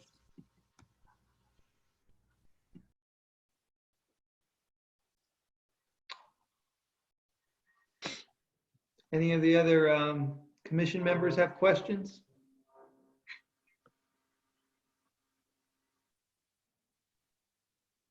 Ron, you're muted. That may be a good thing. So if there are no other questions at this point from, I think we could open it up to, and as I said before, this is the time for questions, not comments about whether you're for or against it. but questions to fill in any holes or issues you may have with what was presented to us so far. So Dave, I'll turn it over to you to Yeah, handle that. thank you. And I see a few people have already raised their hands, so that's what I'll ask you to do. If you could raise your hand as an attendee, we'll go through people kind of sequentially as they raise their hands. I know there's a few call-in participants. If you dial *9, that will indicate that you'd like to talk, and I can unmute you through that. So the first person I'll call on is Steve Bilitz. Steve, go ahead. Steve, you look like you're muted, but if you can unmute yourself, we'll be able to hear you. How is that better? Yeah, perfect. Now, good. Okay. I've spent my entire life dismantling buildings, moving buildings, and I was going to make an objection tonight. I think your plan is excellent. I really love when Sal was talking about walking into town. We did the same thing in Glastonbury, and I saved an entire 18th century building there that I dismantled and I'm moving somewhere else in Connecticut. However, if I do would you consider, and I've worked on many, what's that? Would you consider allowing someone to take the whole building? And the general, I think the general is a very important historical figure. And very few people know that he oversaw the construction of the Lincoln Memorial, the monument at Arlington, and then his just military record was phenomenal. And he's really your best native son. So I like the idea of restoring the entire building, saving it, dismantling it. I would actually offer to build a replica of the portico for you because it needs work anyway. Absolutely. You know, I love the windows as they are. Believe it or not, I restore windows like that. Yeah, yeah. If you could allocate your demolition funds, and I think the frame's going to turn out to be pretty good. Vincent Garofalo is totally correct that that is a severe problem, but I could probably fix that in a couple days or a few days. And I bet that frame is better than you think because it stands very square and plumb. And I know a guy who's now deceased, Jeff Bradley, who was in that house a number of years ago. And Jeff said that it's one of the nicest attics he ever saw, which you mentioned. Great. Attics great. And great tie beams. And he also said it was built with square rule. And I will state to you that I've never seen a house with just an overhang in the front with a dental course of neoclassical moldings such as that. And I would be very interested in meeting you. And I want to meet Adam Greenberg because I love baseball and I hope he's doing fine. But I'm very excited about this building. But if you're going to do a replica, I really think for the town, you should do the 12/12 sash. You use new sash. Well, you know what? I'm talking. I'm not asking questions. Oh, okay. So what are your thoughts? Could I talk to you about this? Sure. Okay. But I would build you a replica and you could allocate some of your demolition funds towards the project, I would think. But we could talk about that. Yeah, you have to talk to Sal about that. I don't allocate projects. I understand. But Steve, I'm sorry, I forgot to ask you just to state your name and address for the record. I forgot to ask you I'm that. Steve Belitz. I'm from Glastonbury. I live at 80 Newell Lane. I own Glastonbury Restoration Company. I'm nationally known in this business. I even bought your book, Duo. And I've seen you lecture twice. And at any rate, I had a lot more to say. Sometimes there are people that they think something's very bad, but when I deal with this every day, you know, I've restored hundreds of buildings. I work for 35 historical societies. I did the Tully House in Old Saybrook, where we cut away half the house, and I still saved all the original structure. Then we brought it back down onto a new white oak frame, but we saved the whole upper part of the structure, which you're talking about. So I would like to go through with the trust. I have been in touch with the trust. I've talked to Rick Weiss, great people, Preservation Connecticut now. So I'd just like to talk with you folks and see where it all goes. I'd go right to Sal. Okay. Okay. But I think you should replicate it as it is. And I think we should do the general justice because he's really probably your most celebrated native son from Madison. He really, read his biography. It's online. This man, it was significant. He was an aide to President Wilson twice. He handled the occupation of Germany following the war, which was real tough, and he was vindicated. And he also did the 6th Regiment of Engineers. He was in the Spanish-American War. He was in the Philippine insurrection. He was everywhere, and he was the best and the brightest of his generation. So I think you should do justice in replicating it as it was. And when I take down a building, I bring in historic Deerfield and I do a dendrochronology. We do the growth ring analysis. And so we'll find out what date it really was there. At any rate, I'll be in touch with all of you guys, and I think you have a very nice plan. But my only objection is I would like to see the entire building saved and restored elsewhere, and we could call it the Generalist Building. Maybe it could become a museum. Yes. But I would offer to replicate parts for you if I could keep the original product. Replicate them as they are. We have a great shop. We're known. I was a conservator, and I worked with Brian Cooper of DeShane and Cooper in redoing the facade Hey, Ron, of the can we, boathouse. Steve, We go. Steve, That's it. can we move on? I'm all set.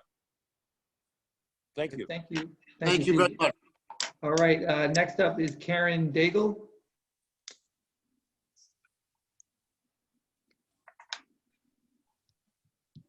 Karen, you may have to unmute yourself. Okay, are we all set? Is that better? Yep. Okay, great. I just have a question about the stone walls in the front and the back and the little side steps. I was curious if Duo is going to keep them in place or Yes. Keep. okay, in the exact spots and everything. Yes. Yes. Okay, thank you so much. I was curious. I appreciate that. Absolutely. Okay, great. Thank you. All right, next up with their hand up is Linda.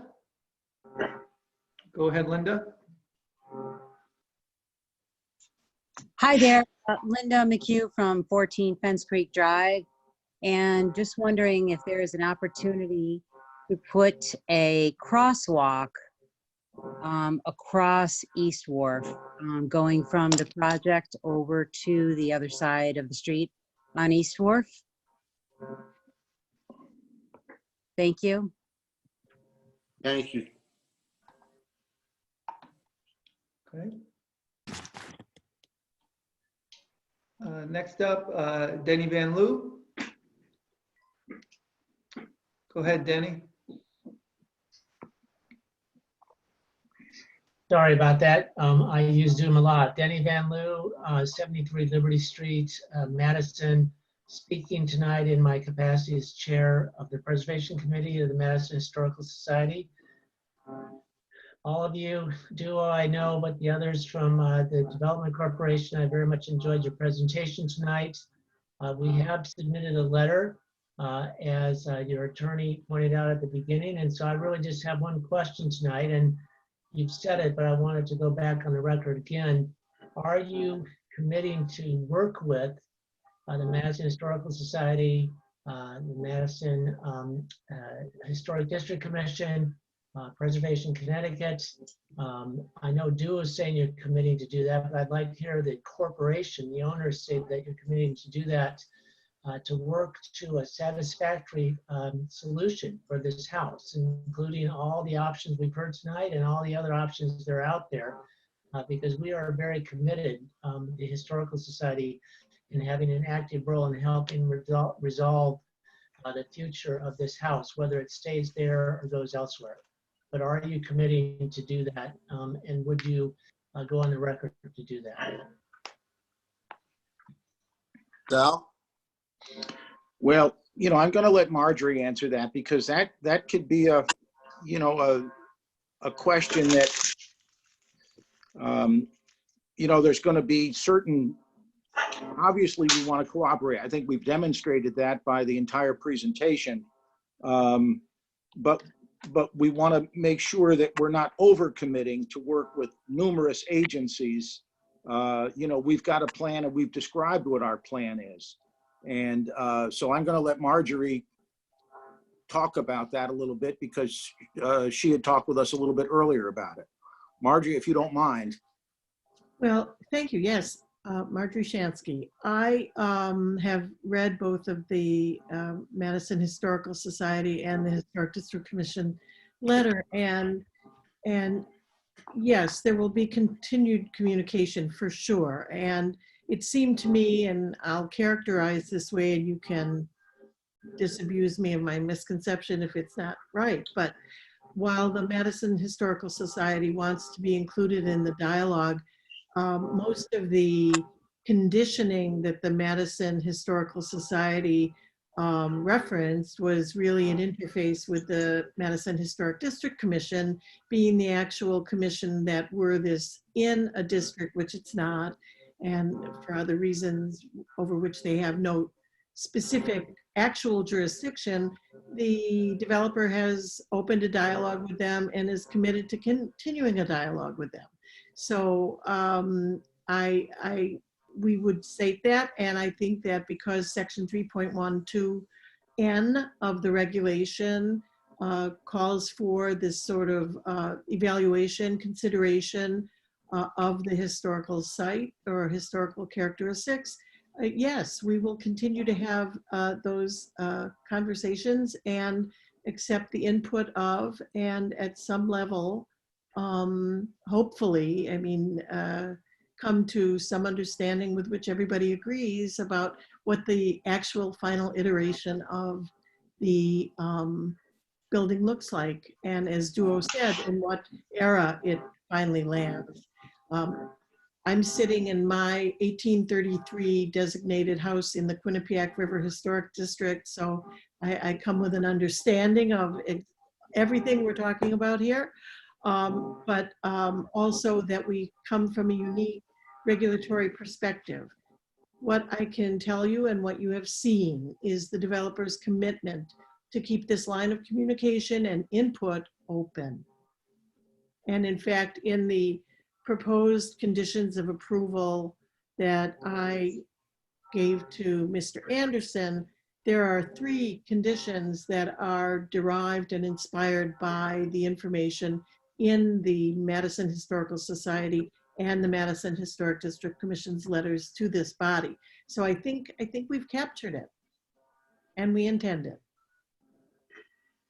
So thank you for that. And David, after tonight, perhaps tomorrow we can take a look at that if that's a public document.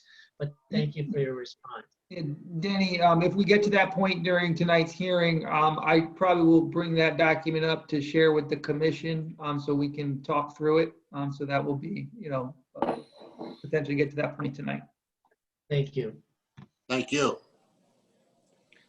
I don't see any other attendees with their hands up. If you'd like to, no, I do. Carol Snow. Go ahead, Carol. Thank you. Can everyone hear me? Yes, we can. Quickly with the question asked by Peter Roos, and this is for Duo. And thank you for this great presentation, by the way. But I wanted to ask, what are the cost comparisons? Peter asked about the time comparison of replication versus restoration. Can you give us some ballpark numbers about comparing cost? Well, I can give you relative realities. I mean, an old building is literally unknowable in terms of what it costs to restore it. It's just unknowable. In my experience, I've only done this for 40 years, and I probably only worked on about 100 old buildings. But if you were to put a gun to my head and say, new building, old building, what's the difference? And you're building it to the same standard at the end, it's basically, if it's the same standard at the end and the existing building is in the shape that the general's residence is in, my guess is retail is twice as much money. So if something is $300 a square foot new, it might be $600 a square foot perfectly restored. So it's that kind of a difference. Now, I've restored buildings for a lot less that have been in a lot better condition.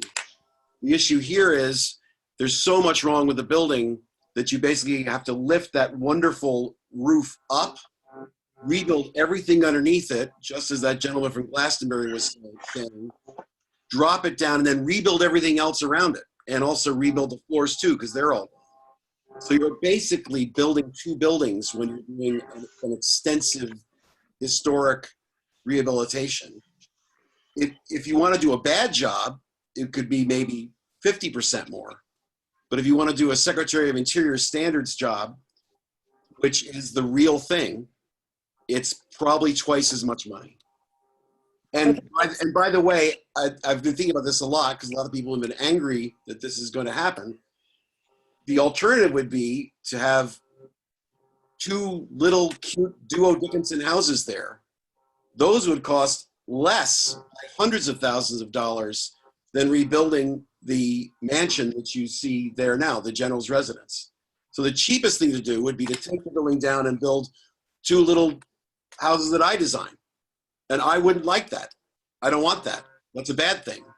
The idea that the developer is willing to spend extra money to replicate the house, to me, is a gift to Madison that I think is a good idea and enhances the value of the entire project. Dave, I forgot to say that I live at 534 Boston Post Road. And I just wanted to follow up a little bit because we're hearing kind of mixed messages, I think, about it has good structure, it has good beams, it has good, it has a good kind of bone, skeletal structure, yet you want to take that away. And I understand with restorations, you often have to, pretty much gut a building, and that's what you want to do and make 2 units out of it. But I don't quite understand how it can be worth saving and worth taking apart and moving, but not worth keeping it where it is, which is its history. Well, because they would pretty much get the frame for free. That's why. So in other words, if you're willing to take the cost of moving something that you don't have to buy, and you're gifted the frame, the economics all change. So to press a little bit harder, I think I'm hearing you say that it would cost twice as much to restore it as it would to recreate it, but that you're willing to give it away.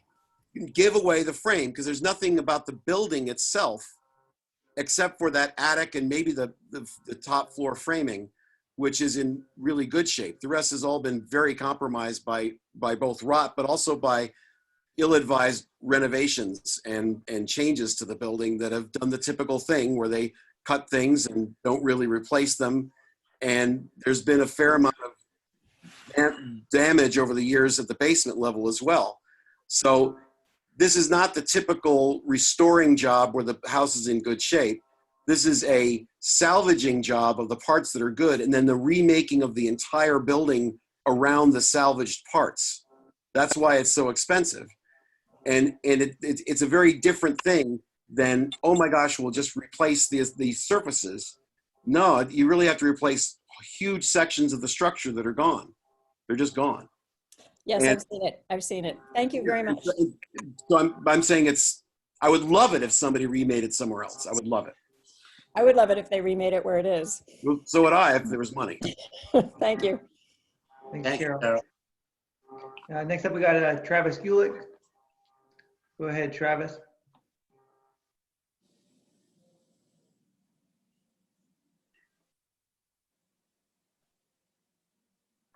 Travis, you can go ahead. I believe you look to be unmuted.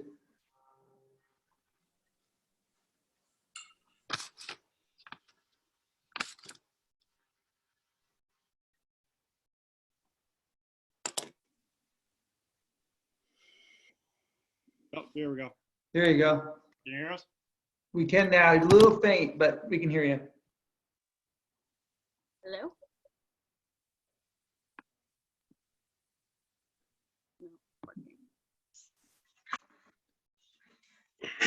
Can you hear us? Yes, we can. Okay, apologies. Hi, this is Felicia Smith and Travis Gulick. We are at 248 Boston Post Road. For a little bit of context, we are currently sitting in a fully restored 1710 house that was once on the Connecticut of 10 most endangered structures. And it was fully restored, obviously at some expense, but structurally salvaged when it certainly was not in the greatest condition. So I just wanted to sort of stand on Carol's line of questioning here, and just sort of point out the fact that a historically accurate structure that is a new build is somewhat of an oxymoron. And this question is more towards, well, first it's a two-pointed question. So Duo, just to follow your line of logic, and again, I haven't seen the unsafe notice because I believe, as it was said, that has not been publicized yet. However, this is strictly a financial decision to tear down the general's residence rather than restore what is currently existing. Well, it's practical and financial in that if you take a look at the broader reality of the effort that it would take to recreate the building, there is a sustainability issue that you're using so many hours of people's time and basically almost the same amount of material that a new house would take. There's a point at which you have to say what makes sense if you could preserve the history. So you're talking about ethics here. You could, right. Duo, if I may. If you ask me a question, I'd like to answer it. You could take a leaf that fell on the ground and you could build a tree to support it. The question is it worth it? And my sense is that sure, you could absolutely save that building and it would take twice as long, cost twice as much money, and it would probably not make the rest of the project financially feasible to save it. So the result would then be, if it's not financially feasible, then the cost of the project means that somebody will tear the building down, they'll build a code compliant development or two houses there, whatever makes sense to them, and will lose that building forever because it's not a protected building. And I would prefer to replicate and reuse parts of it. And to me, Colonial Williamsburg is not an oxymoron. Colonial Williamsburg is a living museum of history that replicates history and says, this is a replication. This is not history, but it shows what the history is. So you can be totally non-disingenuous. You can be completely intellectually honest by replicating what is there and celebrating the objects that were part of the original building. So it is a way to do it. It doesn't follow the sort of fervor of preserving everything at every cost. And I'd like to preserve every single tree and every single building in America, but some things can't be saved. They can only be venerated and reproduced. And that is what's happening here. All right. May I respond? So I do have my master's in historic preservation, and just a point of clarification, and everything, all the analysis that I've read, you know, there is a sustainability in reusing existing materials because of the embodied energy of trucking in new materials, what it takes to grow a new tree versus a beam that's already there from 300 years ago, but I won't get into that. So the bulk of my question is actually aimed at the members of the Planning and Zoning who are Madison residents and here to represent the town of Madison. And it's a rhetorical question. Just generations down the line, I would just like you to consider whether or not we should preserve Madison history in its existing state, in its entirety, not create a facsimile, or if we should give precedence to the financial consideration of out-of-town developers over our own historic resources. Well, we are not the applicants here, first off. So your point is well taken, and it will be taken into consideration by all of us. But for us to be giving answers, we're not applicants. Nope, it was a rhetorical. Quite honestly, what the whether out of towners type of exclusion, it's factual possibly, but what the innuendo of that is unappreciated. Understood. There's a few things that have been sort of convoluted that I don't really appreciate as a Madison resident, but we can leave it at that. Thank you. Wanted to put that for the record. Thank you. Thank you. Any others, Dave? Not at the moment. I don't see anybody else with their hand up.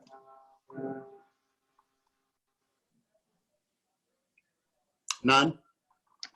No, not at the moment. Now I do have somebody. Well, it's a return questioner, Steve Bilets. Would you like me to allow him to talk again? Yes, if he will, we're limited to questions, however.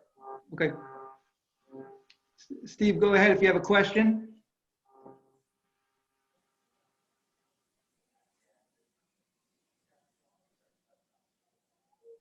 Steve, Can you hear me? We Can you hear me, now. sir? Okay, Yes. great. Originally, I was going to ask that the house stay where it is. But when I see that you're replicating the house exactly and that the plan is good, but I would like to see it stay in Madison if I were to dismantle it and build it somewhere else, if that's at all possible. And I think the house is so important that it's not a question, but that's how I feel. Okay. And I'm very sensitive to the last lady's questions. If something can stay in C2, it is the best. In this case, if you do an exact replication and I were to take all the other fabric and reproduce some of it for you, I would like to see it stay in the area, and I would do everything humanly possible to do All that. right. Hey, thank you, Steve. If you Anyway, don't have any that's it. questions, I think we're going to move on. Thank you. Any questions rolling in from the public at all, Dave? No. Okay. Are there any questions at this for the commission applicant?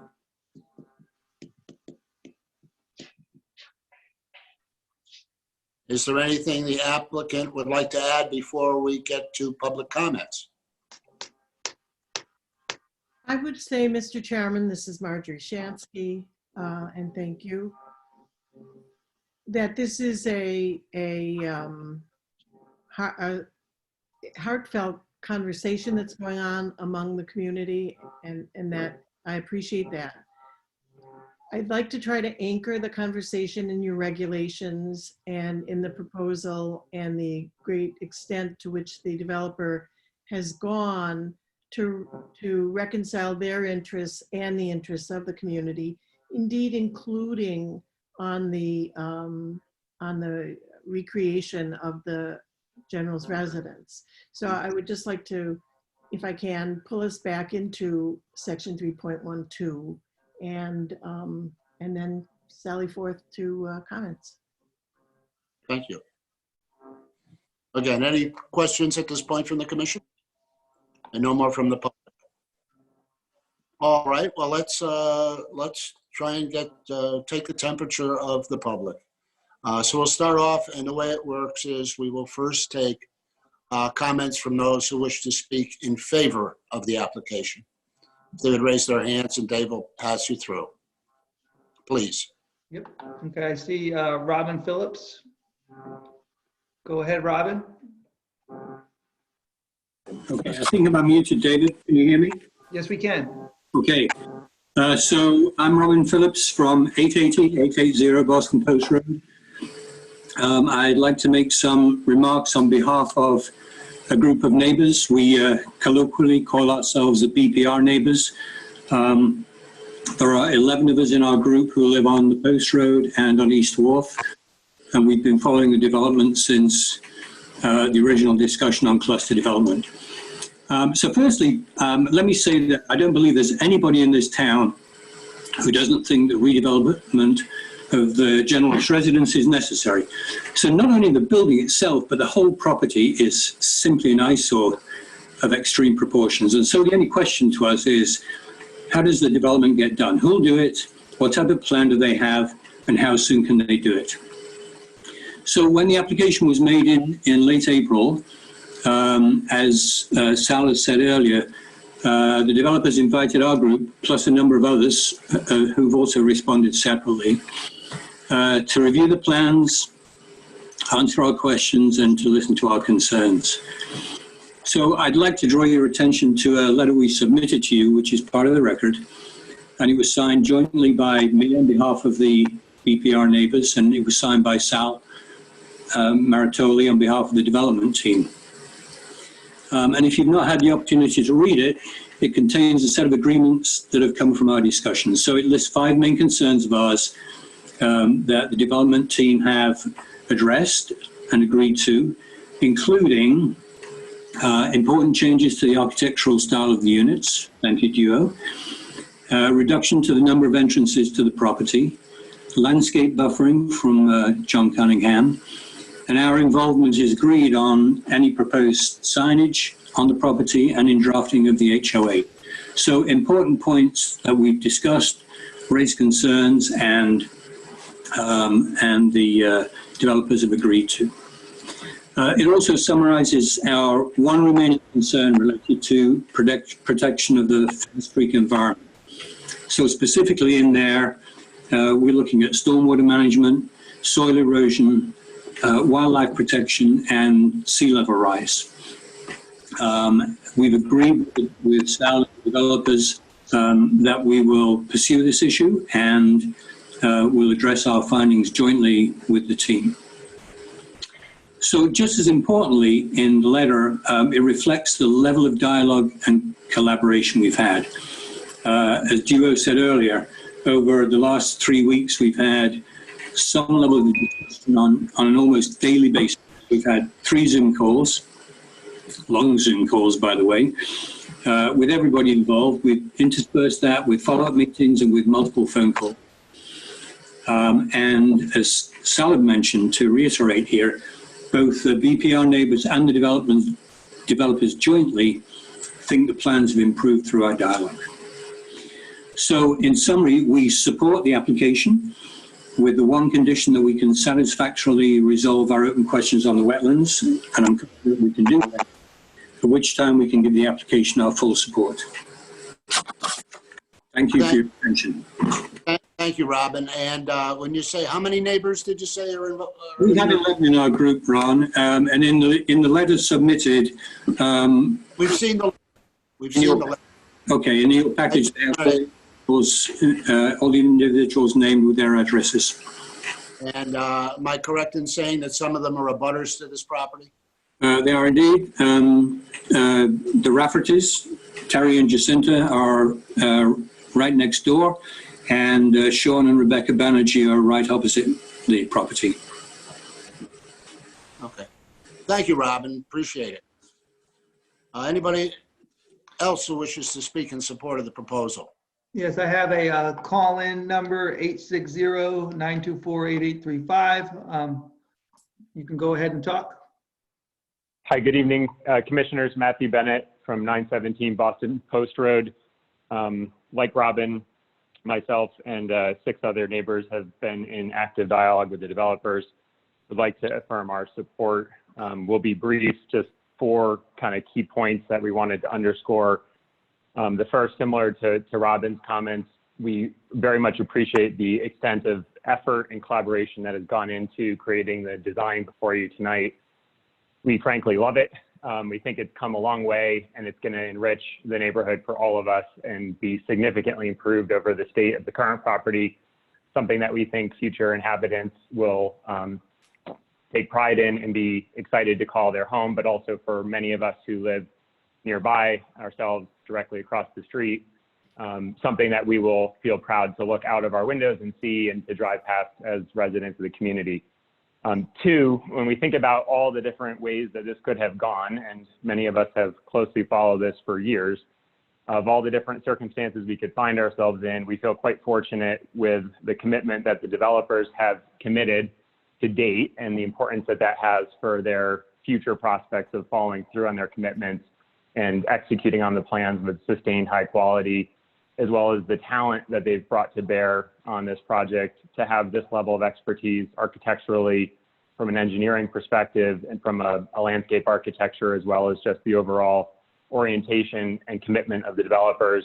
Frankly, I feel quite fortunate to have that, and recognize as well that though we're all sort of oriented around getting to perfection here, we could frankly be facing far lesser scenarios that would be much less beneficial to the town. Point 3, as a restoration/preservation oriented person myself with multiple historic properties, I too, like I believe many people on this call, would love to see the General's residence preserved in its current form.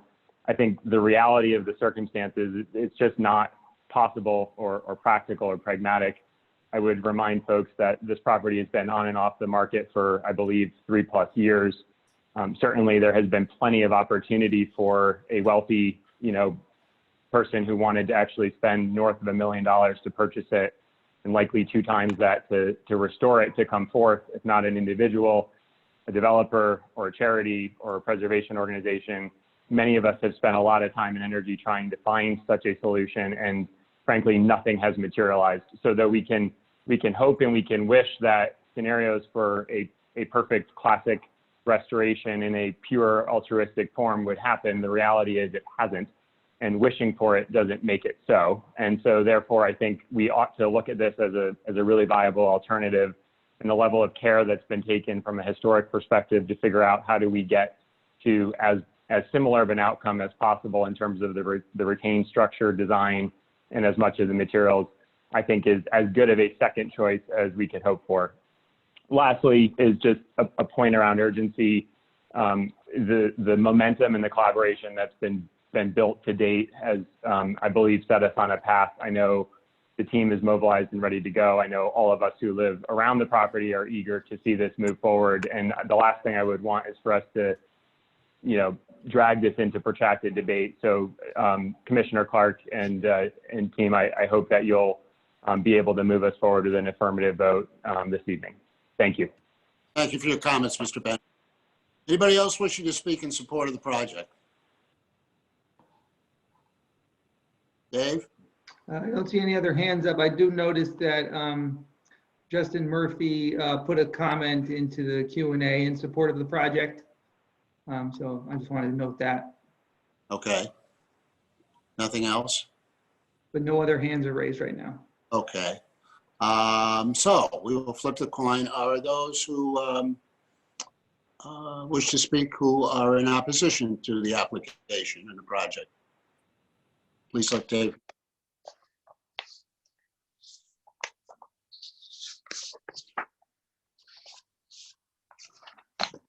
I'm not seeing any hands raised right now. If you do wish to speak, please raise your hand. Or again, if you're calling, dial *9.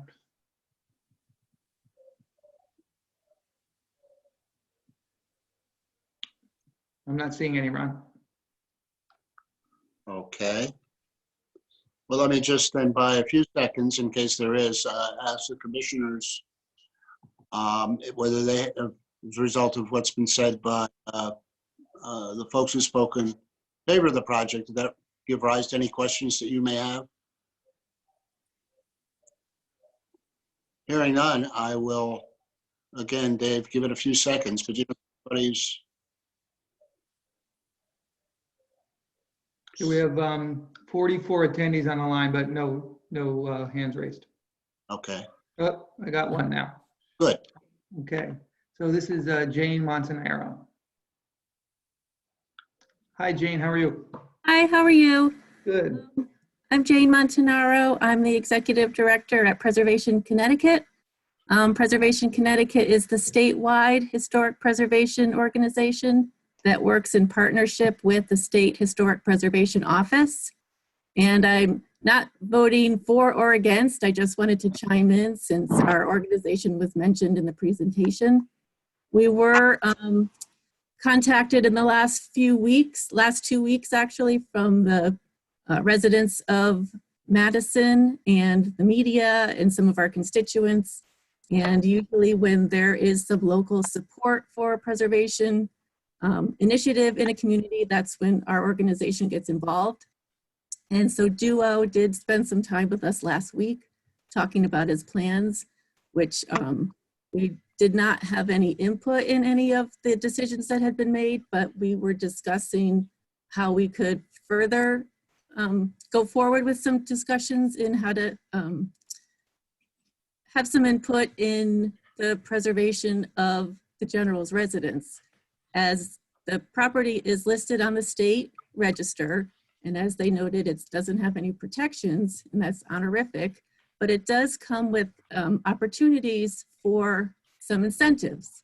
And so we would like the opportunity to work with the developers to provide structural engineering assessments from our teams, perhaps some grants, perhaps tax credits, technical assistance from our office.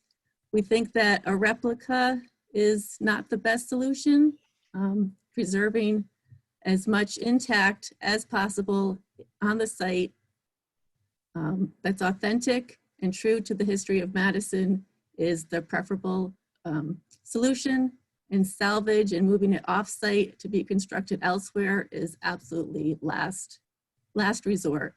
So again, I'm not speaking for or against. We certainly support the development and support economic development in the communities. And this is a great project, and we would just like to have the opportunity to be part of the conversation for the restoration of the General's residence. Thank you, Jane. Appreciate that and appreciate the work you do. But that goes back more to the questions section. So let me roll the tape back a little bit and give the applicant a chance to respond to your comments and your offer, Jane. Thank you.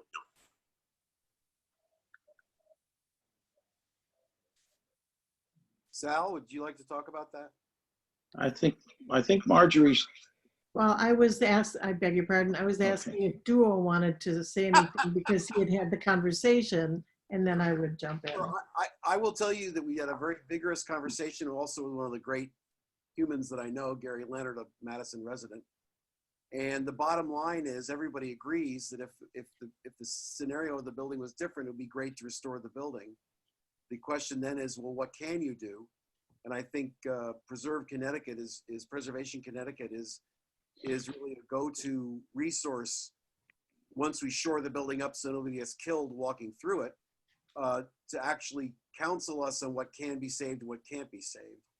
And I can just speak from my own experience that the building itself as a whole cannot be saved. Parts of the building can absolutely be saved. And I would love their insight into the building, and I would really value their insight into the determination of the history of the building. And if we do have to, well, no matter what, we have to change the exterior because it's pretty much rotting and falling off. How do we do that in a way which is the best possible way given the nature of the building? So I really appreciate Jane's offer, and I really appreciate all the work, by the way, just because Gary Leonard has done for this town of Madison over the last forever years. So thank you if you're listening. And I may add a former chairman of the Planning and Zoning Commission. Absolutely. Great human. So, Mr. Chairman, I have to wrangle my Springer Spaniel here for a second. Pardon me. The General's residence has been standing waiting for a very long time. And it was during that time that an opportunity was not seized in a way that achieved the goal that many have expressed this evening at their highest desires for it, which would be an out-and-out restoration. The fact is that this developer has come in an extremely thoughtful way, has had it examined structurally, has had its architect and these structural engineers examine it and have evaluated a feasible way of producing a development in the spirit of and modified from the development that this commission has already approved. The section 3.12N of your regulation starts or uses in the first sentence, if I can find among my many papers that section of the regulations, it uses the word feasible. Here it is. Where feasible, historically significant site features. And certainly in the wetlands context where the word feasible exists in the feasible and prudent alternative analysis context, we look at it from an engineering perspective and we look at it from an economic perspective. And it is okay to do so in coming to the conclusion that this is a viable alternative for retaining a historical feature of the town of Madison that is revered, a venerable structure, and yet moving forward and taking that which can be saved from it, but moving forward, doing this recreation and having the rest of this development, which does some things that are also important, desirable, and sought after by the town, creating alternative, increasing the variety of your housing portfolio and putting additional people in the vicinity of downtown. So while this conversation has taken a sort of mono subject matter side trip or important part of the conversation to the general's resident, from an comprehensive perspective, there's something really valuable that's being offered here that is being thought of extremely mindfully and carefully, and that advances other values that are important to the town of Madison. Sort of morphing back into the coastal management realm, because that's an application that sits before you. The application represents consistency with the policies of the Coastal Act. From Mr. Stevens' conversation, he has given you the factual underpinnings for your ability to make the required findings under Chapter 9 of your regulations regarding the addition of new material. And as I said at the very beginning, and like a retrograde canon of Bach, I'll end where I began, that section 3.12 is met, is satisfied. Each of those standards is represented in this development with the beautiful design of Duo Dickinson and the magnificent landscaping from John Cunningham, and all in all, a credit to the town of Madison. It has regulatory consistency. I have discussed and provided to Mr. Anderson some proposed conditions of approval that capture the past interests and abiding and future interests, or present interests, let us say, that have been expressed here tonight. And, you know, happy to take more of your questions, but really believe that we have positioned this application for approval of each of the three applications. Thank you, Marjorie, very much. Ron, if I could, we still have one more person with their hand up, Steve Violets again. And then, you know, there is a comment from Gary Leonard in the Q&A suggesting that the commission might want to see a copy of a report from Mike Horton. And I may have missed that comment from the applicant if there was a report available. Duo, can you comment on that at all? Oh, you're muted. I cannot comment on Gary's report, which is cited as being on May 19th. I have not seen it. So I have not seen that report. Okay. Is there anybody on the team, Sal? Is that something that? Let's see, can you hear me okay? Yes. Are you talking about the structural engineer? Yeah, GNBC, yeah. Yeah. Horton Group? Yep. Yes. That was appended to my letter, Dave. Okay, I'm just clarifying. Yeah, I think it's in the record. It's in the record.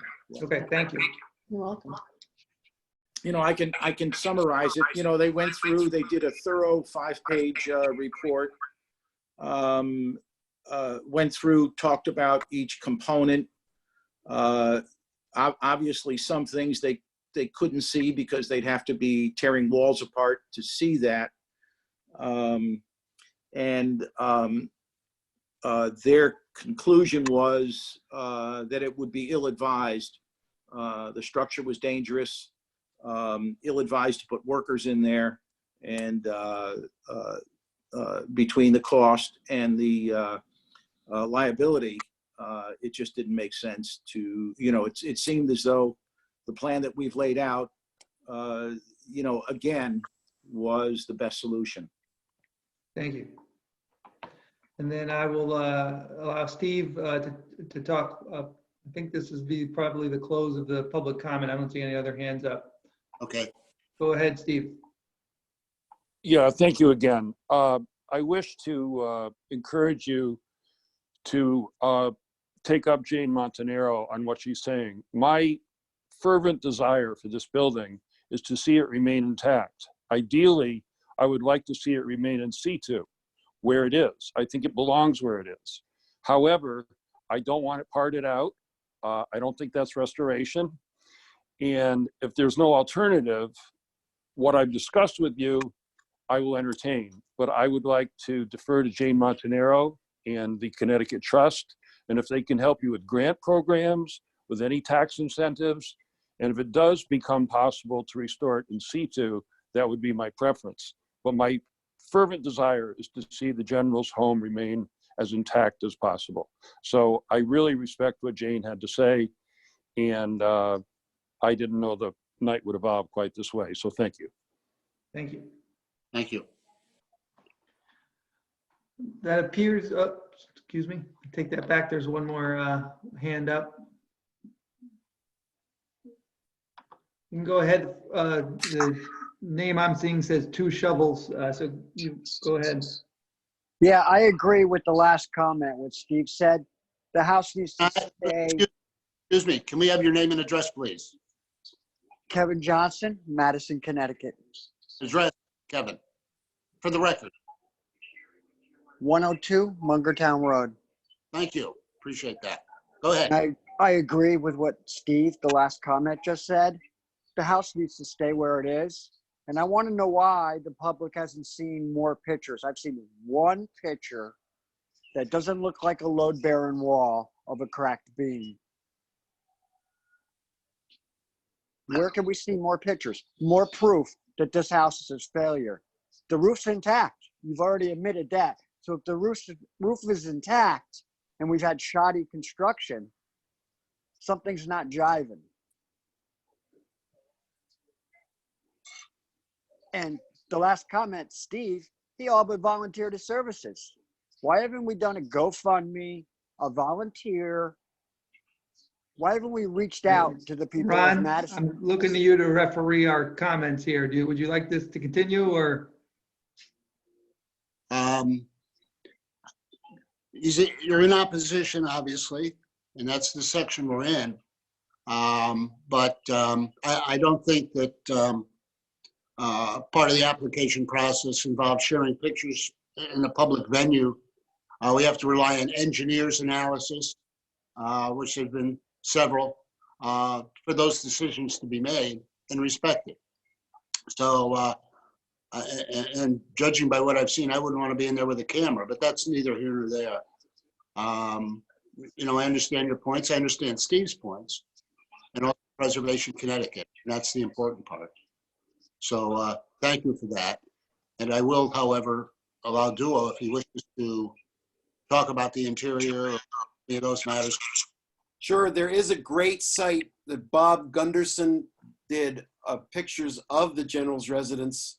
It's available on the web. I think it's on Bob Gunderson's website, and the photograph that has been seen as part of it.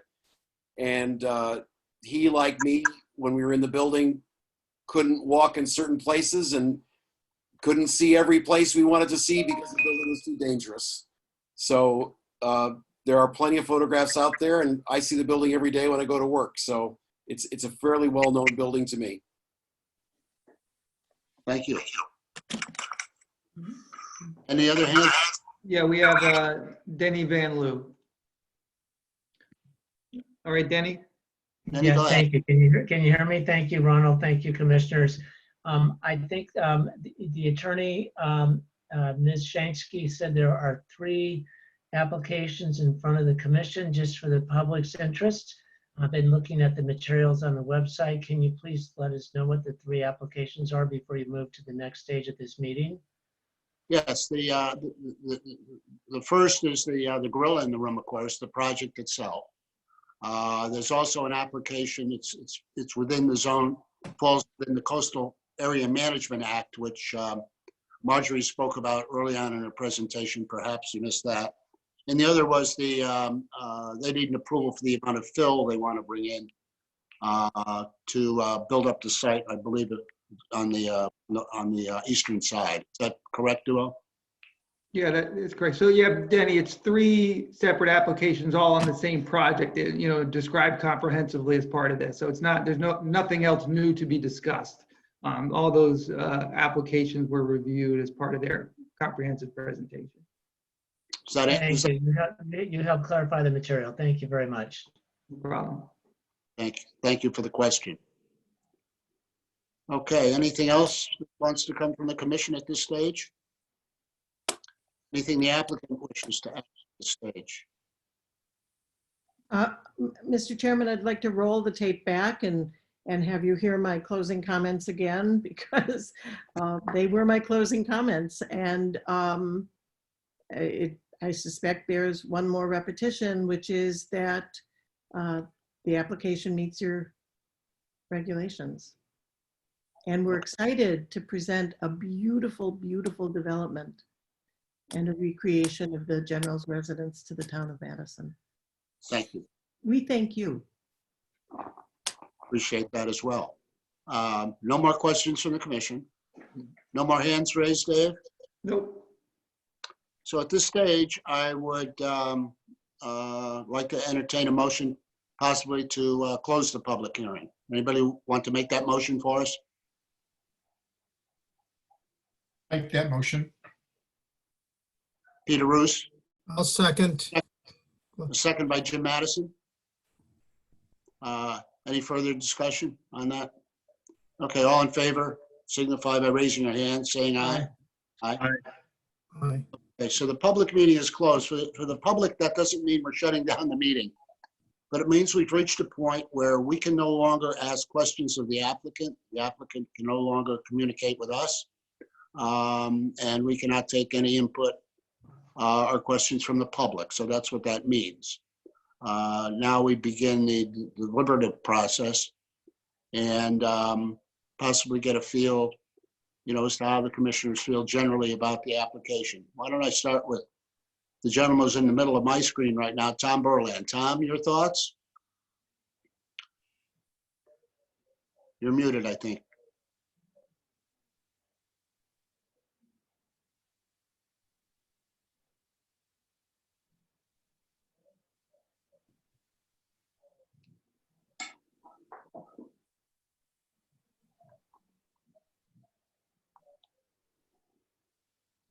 I couldn't agree with you more, Tom. I have no idea what you're saying.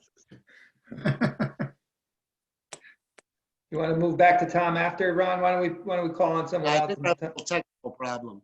Yeah. How about the gentleman above him, Jim Madison? Jim, what are your thoughts?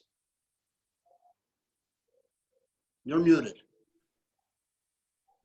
Yes, I know, I'm unmuting. Okay, so I think we have been a part of this discussion of this property for the past 3 years and have seen a number of proposals brought forward and have ruled on certain changes over the course of the time. I personally would love to see that building, the General's residence, restored. If it were restored, it would have to be restored as a 2-family because we have the 2250 limit for each unit. So it wouldn't be exact as it was built originally.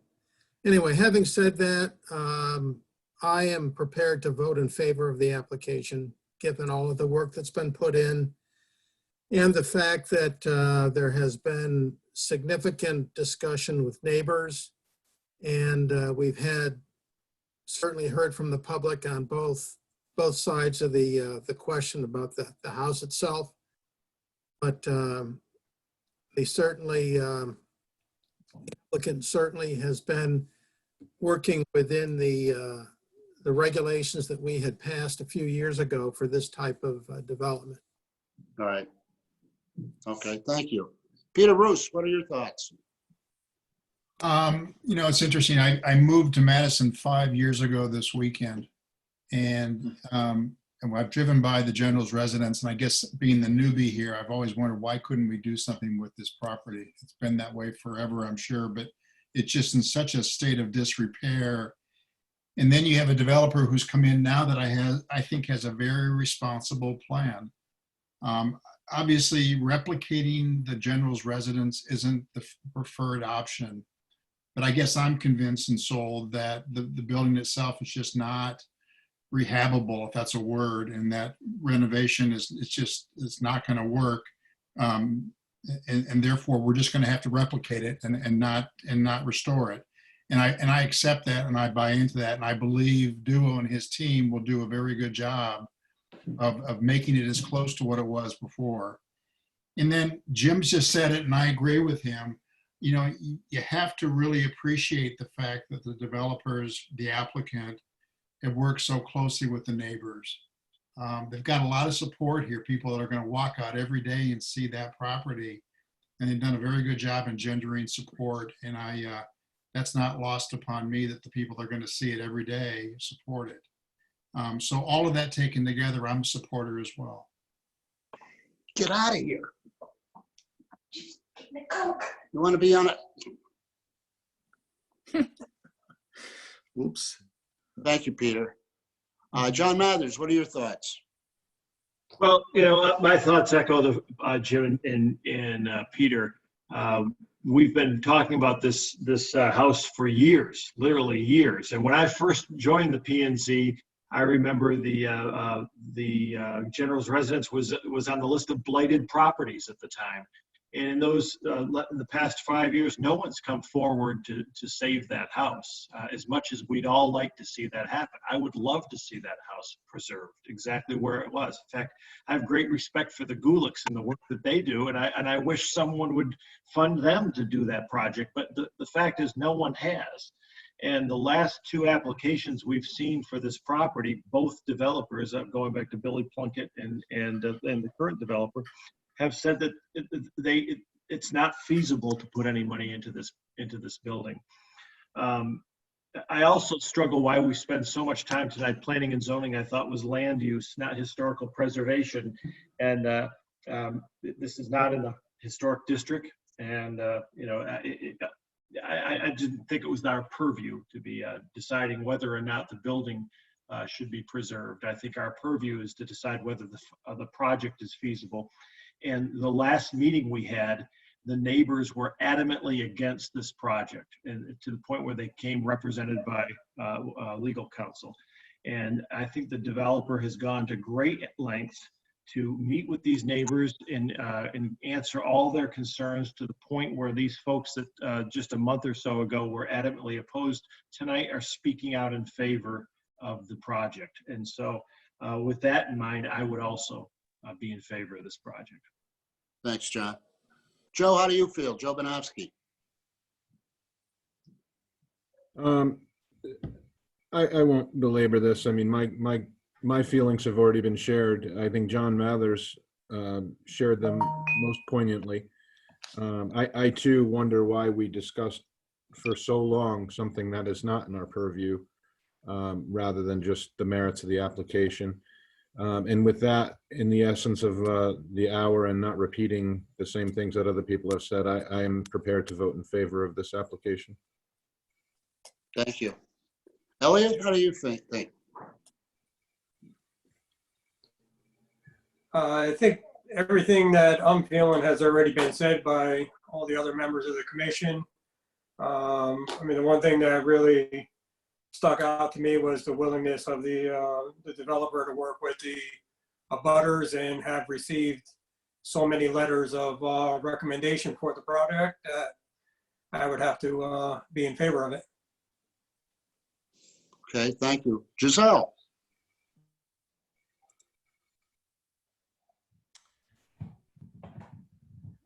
Great presentation. I too am not going to belabor this. I agree with Joe and John Mathers. It was really, really great to hear from the neighbors, representation from the neighbors, their agreement with this project. Local developer, that's a plus. Looking at the property they did in Clinton, looks fantastic. So in the future, we expect to see some great work. And with Duo Dickinson, I think, we have a great commitment there. So I vote in favor. Thank you. Tom Berlin, do you have your voice back? I do. My battery ran out. My battery runs out after 4 hours. Again, not to belabor the point. I think John Mathers captured my thoughts exactly. I certainly am in favor of this and would support it. And I would say that the only disappointment I have is, I think the exterior facing the neighborhood, perfect. The only disappointment I had was the losing of the interior green, where we were trying to create that community concept, but that application absolutely meets all of the criteria that we put in, all of our regs. So I'm in support. Thank you. And finally, Joel, what do you think? Well, I'll echo everyone else only in as much as I don't want to belabor things. But I'm walking alone and unafraid into an environment. I've done that several times in my life, although this is probably the friendliest environment in which I've ventured alone and unafraid. Like a lot of people, I want to see this structure preserved. And I think saved is a function of project budget, or savable is a function of project budget. And I appreciate all the work that everyone has put into this thus far. I think it's a great presentation, a nice sales job. I am a person who makes my living off of looking at every single word in a document. And if I look at the structural engineer's report, the structural engineer says the structure in its present state and without further investigation would be considered to be unsafe, as the actual conditions cannot be observed and there is significant movement within the structure that are of concern for the structure's overall stability. So it's not overly conclusive. It says basically, from what I can tell, without doing much further investigation, and I get it, to do those more detailed investigations, it's going to cost more money. But it doesn't make a foregone conclusion that the building is not savable. I think that there's enough interest, although there's not enough interest coming forward with their wallets out to save the building, and that's unfortunate. But I think if there's a will, there's certainly a way. I think from what I've seen, I'm not thoroughly convinced that the building cannot be saved. And to my, I moved to this town 38 years ago, almost immediately became best friends with Commissioner Bonovsky. So he and I rarely disagree on things. But to Joe and to John, where it does fall into our purview is that this is a modification to a special exception that's in place. All right, we've already approved a plan that did not call for the demolition of the building.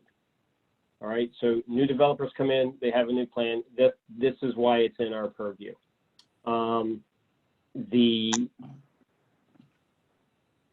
But the reality is no one else is coming up with anything left to do with this. My fear is that it will follow the path that the house on the other side of town, next to Meg's barn, went through, where it just ended up having to be pushed over. But I do think that this building can be saved, and based on what I've seen, I haven't seen enough evidence to tell me that it can't be saved. So I'm not in support of the demolition aspect of this. Okay. Thank you for that. I heard all of you. I think that the one thing I'd slightly disagree with John Mathers started it is, well, you were right.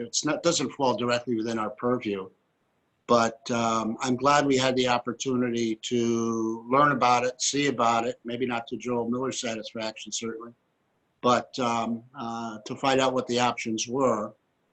And the thing I think is pointed out that anything is perhaps somebody said it tonight. Duo certainly with the leaf analogy, the tree. It can be saved, but there's no economic way that that's going to occur. And if this crashes and burns as a project, why then, as was pointed out, you can go and take out a building permit and build 2 homes, and then everything's lost. So I think that all has to be factored into how we think about it. And I'll leave it at that. Dave, do you think we should draft a? Yeah, I can share. I mentioned, or Marjorie might have mentioned earlier, I had sent the commission a staff comment that included all the conditions from the previous approval with a suggestion for another. Due to some of the input from the Historic District Commission and Historic Society, I asked Marjorie to kind of take a look at that and think about some conditions of approval that she felt would help address that. Because I know during this portion of the meeting, we don't have an opportunity to talk to the applicant. So I'm going to share my screen, pull up that document. And so these are some possible conditions of approval. Some of them are just carried forward from the current approval. The applicant shall install appropriate boundary markers to delineate the extent of the riparian buffer to the Fence Creek. Public access viewing area shall be identified with a public access sign. The easement for the proposed public access viewing area shall be recorded on the Town of Madison land records, along with a deed restriction to provide for public access to the area in perpetuity. Additionally, the deed restriction shall further require the views to the Tidal Creek be maintained in perpetuity through maintenance of the riparian buffer and ongoing invasive species management. So those 3 are direct carryovers. Prior to the issuance of a certificate of zoning compliance to permit construction of any unit shown on the plans, the applicant shall present final architectural details to the Advisory Committee on Community Appearance. Thereafter, in accordance with Section 3.12M of the regulations, the Director of Planning and Economic Development shall review final elevations and material for each dwelling unit to ensure consistency with the approved plans. The director may then approve a certificate of zoning compliance or refer it to ACA for a recommendation. I want to come back to that one because that's the one we had commissioned. I had suggested in my staff report we give ACA kind of a reviewing authority over that. So I'd like to just discuss that. The applicant shall commission an historical survey of the site by an architectural historian prior to demolition of the general's residence. The applicant shall share the results of the survey with the Madison Historical Society and Madison Historic District Commission. The applicant has agreed to consult with the Madison Historic District Commission and to share ongoing designs with the Historic District Commission in its effort to arrive at a recreation that preserves the historic and architectural characteristics of the general's residence. And finally, the applicant shall, at its expense, locate on the site a commemorative marker noting the history of the residence and its significance to be created by the Madison Historical Society, and the scale, materials, and location to be agreed upon by and among the applicant, the Historical Society, and the commission prior to its installation. And so I think we can discuss the specific wording, and obviously if anybody has any other suggestions for something that they feel might be lacking, but I think these generally capture the context of the approval. So I had mentioned number 4 is about ACA review. So ACA obviously is interested, and the applicant has offered to appear back before ACA for final design elements. And I think based on obviously the commitment of the developer, but also the interest of the neighbors in the community, the architectural details of this project are extremely important. And the way that the regulation is written, it actually allows a little bit of flexibility in architectural design. And so what it says, in summary, is that at the time of application, you can submit preliminary designs, and then I, as the Director of Planning and Economic Development, have the authority to approve final designs as long as they're consistent. In light of how this conversation has gone with the neighbors and the community, I'm not comfortable with any kind of deviation in the design, and I'm not comfortable having even the authority to accept that. So if folks read number 4 as feeling a sense of assurance that ACCA will be able to see the final design, and that I'll then kind of take their direction in terms of my approving it. I'm comfortable with the language, but I just ask you to read that and make sure you get that sense. That's the way things normally occur anyway, or you do it, right? Right. So we'll see what the others think. I don't have a problem with it. I do have, however, a thought about one final condition, or one other condition, and that would be, this project, who knows what lays down the road? It could be sold to another developer, what have you. But I would like to see stipulated in there that whatever the ultimate approval consists of after ACCA and everybody, that that there can be no changes to materials, construction, and those types of things. It has to be done specifically as approved with the materials approved. So that someone couldn't come in and, at some point and change to aluminum siding or whatever it might be. But I think that might be worth something to consider. Yeah, and I don't know if I can pull up the document from here, but I had, in my staff comment to the commission, I had included a sentence about strict adherence to the, final elevations and materials shall be required. So I can pick that up and see if. Well, if you think that strong enough, that's fine with me. But I hate to see it, watered down with the quality, the detail we're seeing tonight, and will ultimately be approved by.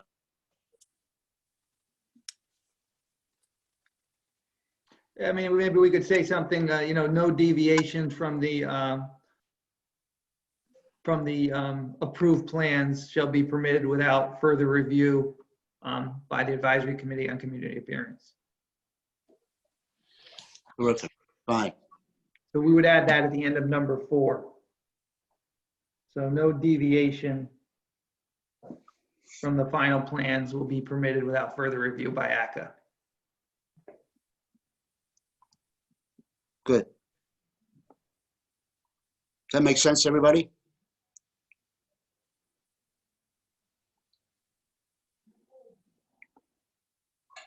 That makes Okay. sense, Ron. Pardon, Jim? Yes, it makes sense. Thank you. Go with it. Does anyone want to look at any of the conditions more closely, or? Dave, did you amend number 4 tonight? So the conditions are now.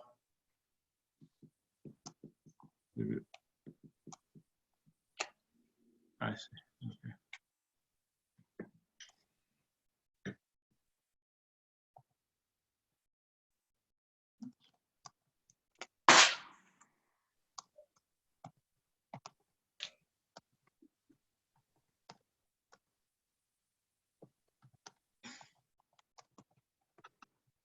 I'm just going to say ACCA, John, so I don't have to type so much. If anybody wants to wordsmith that further, let me know. Thank you, Dave. It's fine.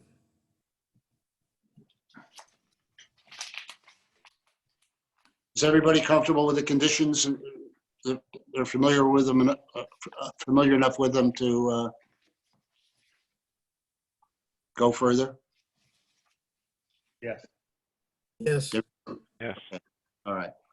Okay, so I'm going to stop sharing my screen then. Good. Okay. Well, I think we've reached the stage where it's time for a motion. We're really going to need 3 motions, or excuse me, three approvals. So first, I would entertain a motion to approve the special exception with conditions that were just listed by Dave. Anybody want to make that motion? Elliot Hitchcock. Thank you, Elliot. Second, Peter. Peter Roos. Any discussion?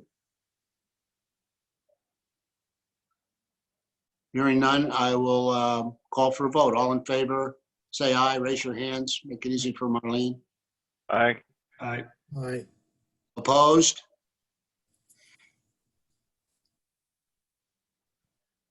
I want to make sure he isn't muted. Joel, are you okay? Opposed. Okay. So we have 8-1 in favor. Next is the coastal site plan. Our feeling doesn't meet the needs and goals of the Connecticut Coastal Management Act. So I would entertain a motion for that.